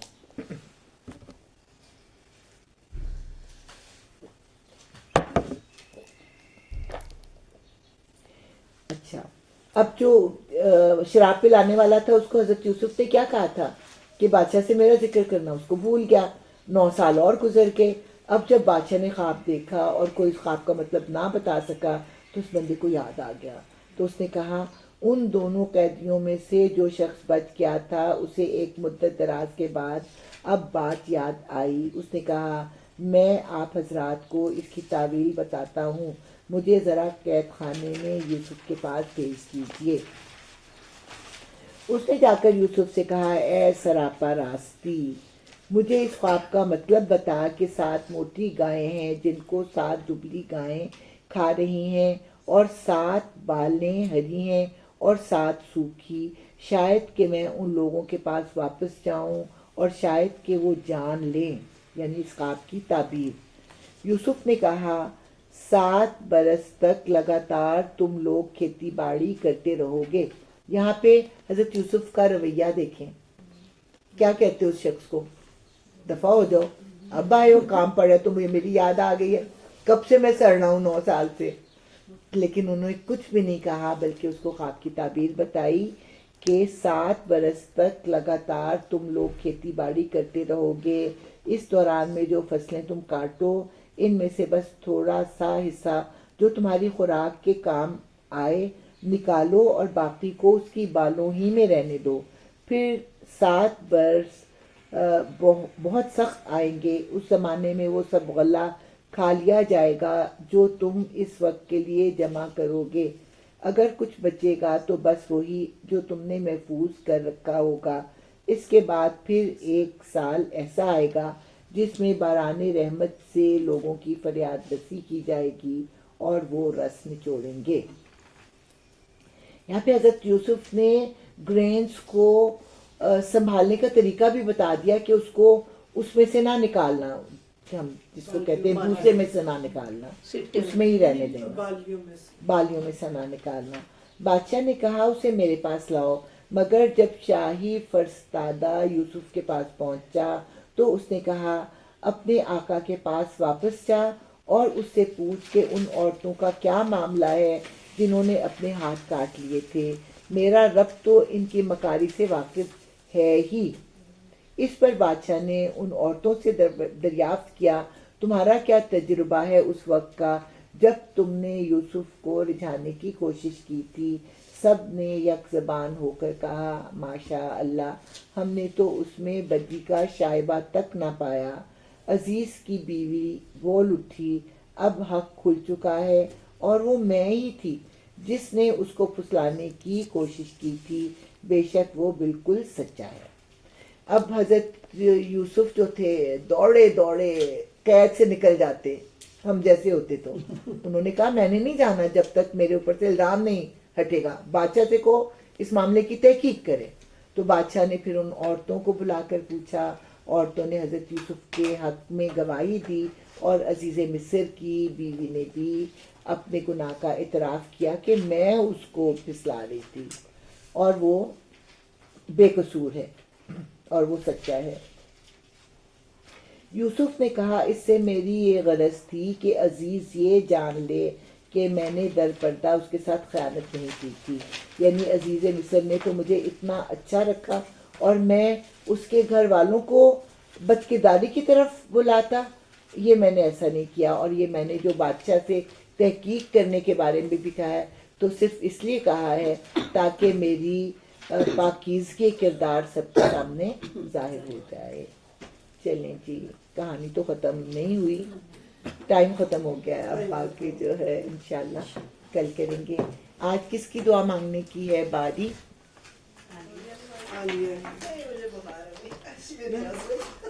آج فوجی نہیں مانگ، آپ کی زیادہ قبول ہوگی انشاءاللہ، بیماری کی حالت جی جی بری بات ہے، چلیں پھر آپ چلیں آج یہ کر لیتے ہیں، سعدیہ کرتے ہیں، سعدیہ قریب آ جاؤ۔ کل عاطفہ چلو پرسوں اعوذ باللہ السمیع العلیم من الشیطان الرجیم من حمزہ ونفخہ ونفثہ بسم اللہ الرحمن الرحیم ربی یسر ولا تعسر وتمم بالخیر وبک نستعین اللہم صلی علی محمد وعلی آل محمد کما صلیت علی ابراہیم وعلی آل ابراہیم انک حمید مجید اللہم بارک علی محمد وعلی آل محمد کما صلیت علی ابراہیم وعلی آل ابراہیم انک حمید مجید ربی اجعلنی مقیم الصلاۃ ومن ذریتی ربنا وتقبل دعا ربنا اغفر لی ولوالدی وللمؤمنین یوم یقوم الحساب ربنا آتنا فی الدنیا حسنۃ وفی الآخرۃ حسنۃ وقنا عذاب النار وقنا عذاب القبر وقنا عذاب الموت بسم اللہ الذی لا يضر مع اسمه شيء في الأرض ولا في السماء وهو السميع العليم حسبي الله لا إله إلا هو عليه توكلت وهو رب العرش العظيم رب ارحمهما كما ربياني صغيرا رب هب لي من الصالحين رب لا تذرني فردا وأنت خير الوارثين اللهم بارك لي في الموت وفي بعد الموت اللهم أجرني من النار اللهم إني على ذكرك وشكرك وحسن عبادك الله لا إله إلا هو الحي القيوم لا تأخذه سنة ولا نوم له ما في السماوات وما في الأرض من ذا الذي يشفع عنده إلا بإذنه يعلم ما بين أيديهم وما خلفهم ولا يحيطون بشيء من علمه إلا بما شاء وسع كرسيه السماوات والأرض ولا يؤوده حفظهما وهو العلي العظيم آمن الرسول بما أنزل إليه من ربه المؤمنون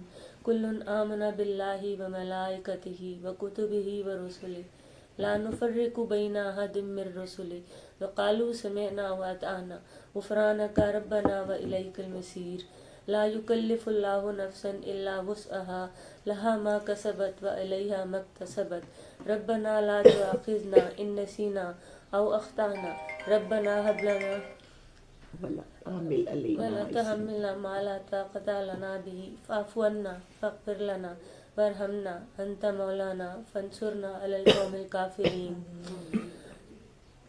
یا اللہ یہ جو آج محفل عالیہ نے خاص طور پر اور اس کے علاوہ جو لوگ جنہوں نے اس کا اہتمام کیا اور مریم بھابھی نے اتنا اچھا ہمیں پڑھایا، یا اللہ اس کو ہمیں سمجھنے کی توفیق عطا فرما، جانے انجانے میں اگر ہم سے اس میں کوئی غلطی سرزد ہو گئی ہو تو اس کی معافی فرمائیں، ہمیں اس کو سمجھنے اور اپنی عملی زندگی میں اپنانے کی توفیق عطا فرمائیں، یا اللہ ہمیں خود بھی اس پر عمل کرنے کی اور آگے اپنی اولاد کو سکھلانے میں مدد فرما، یا اللہ ہمیں دینی اور دنیاوی دونوں علوم کی دولت سے مالا مال فرما، یا اللہ دنیاوی زندگی کے علاوہ اخروی زندگی کی اصل کامیابی نصیب فرما، یا اللہ موت کا وقت آسان فرمائے، ایک مسلمان کی موت نصیب فرمائے، موت کے وقت زبان پہ کلمہ طیبہ جاری ہو، قبر کی کو ٹھنڈا رکھی اور آخرت میں پلسرات کا راستہ آسان فرمائی، نبی کریم صلی اللہ علیہ وسلم کی شفاعت نصیب فرمائی اور حوض کوثر کا پانی نصیب فرما، یا اللہ ہمارے گناہ معاف فرما، ہمیں نیک بنا، ہمیں اپنے والدین کے لیے صدقہ جاریہ بنا اور ہماری اولاد کو آگے نیک بنا، ان کو ہمارے لیے بخشش کا سبب بنائی، صدقہ جاریہ بنائی، یا اللہ جو کچھ ہم پڑھ رہے ہیں سمجھ رہے ہیں اس کو ہمیں اپنی عملی زندگی میں اپنانے، اس پر عمل کرنے کی توفیق عطا فرما اور ہم اسے جاری و ساری رکھیں۔ اس محفل میں بیٹھے تمام لوگوں کی تمام جائز دلی خواہشات کو پورا فرمائی، خاص طور پر عالیہ بھابھی کے لیے جنہوں نے اتنے پیار محبت سے ہمیشہ ہمیں اکٹھا کرتی ہیں اور اس محفل کا اہتمام کرتی ہیں، اس کے علاوہ جو لوگ شامل ہیں، ہمارے ڈرائیور، سب لوگ جو ہمیں اس منزل پر اکٹھا کرتے اور اس کام کی توفیق عطا فرماتے ہیں، یا اللہ غریبوں، مسکینوں، بیواؤں، یتیموں کی کفالت فرمائی، بیماروں کو شفاء کاملہ عطا فرمائی، بے اولادوں کو اولاد عطا فرمائی، وہ بچیاں جو شادی کی عمر تک پہنچ چکی ہیں، بیٹے بھی اور بیٹیاں، ان سب کے لیے بہترین معاملہ فرمائی، اچھے رشتے ہوں، یا اللہ جن کو کسی طرح کی بھی اس طرح کو مشکل ہے ان کی مشکل آسان فرمائی، بے شک تو ہی مشکلات کو آسان کرنے والا ہے اور دور کرنے والا ہے۔ ہم لوگوں کو یہاں پہ بیٹھی تمام بہنوں کی جائز دلی خواہشات کو پورا فرمائیں اور جانے انجانے میں دعا میں مجھ سے کوئی غلطی سرزد ہوئی ہو تو اس کی معافی فرمائیں۔ اللہم صلی علی محمد وعلی آلہ واصحابہ وازواجہ وذریاتہ اجمعین برحمتک یا ارحم الراحمین۔ صلی اللہ علیہ وسلم۔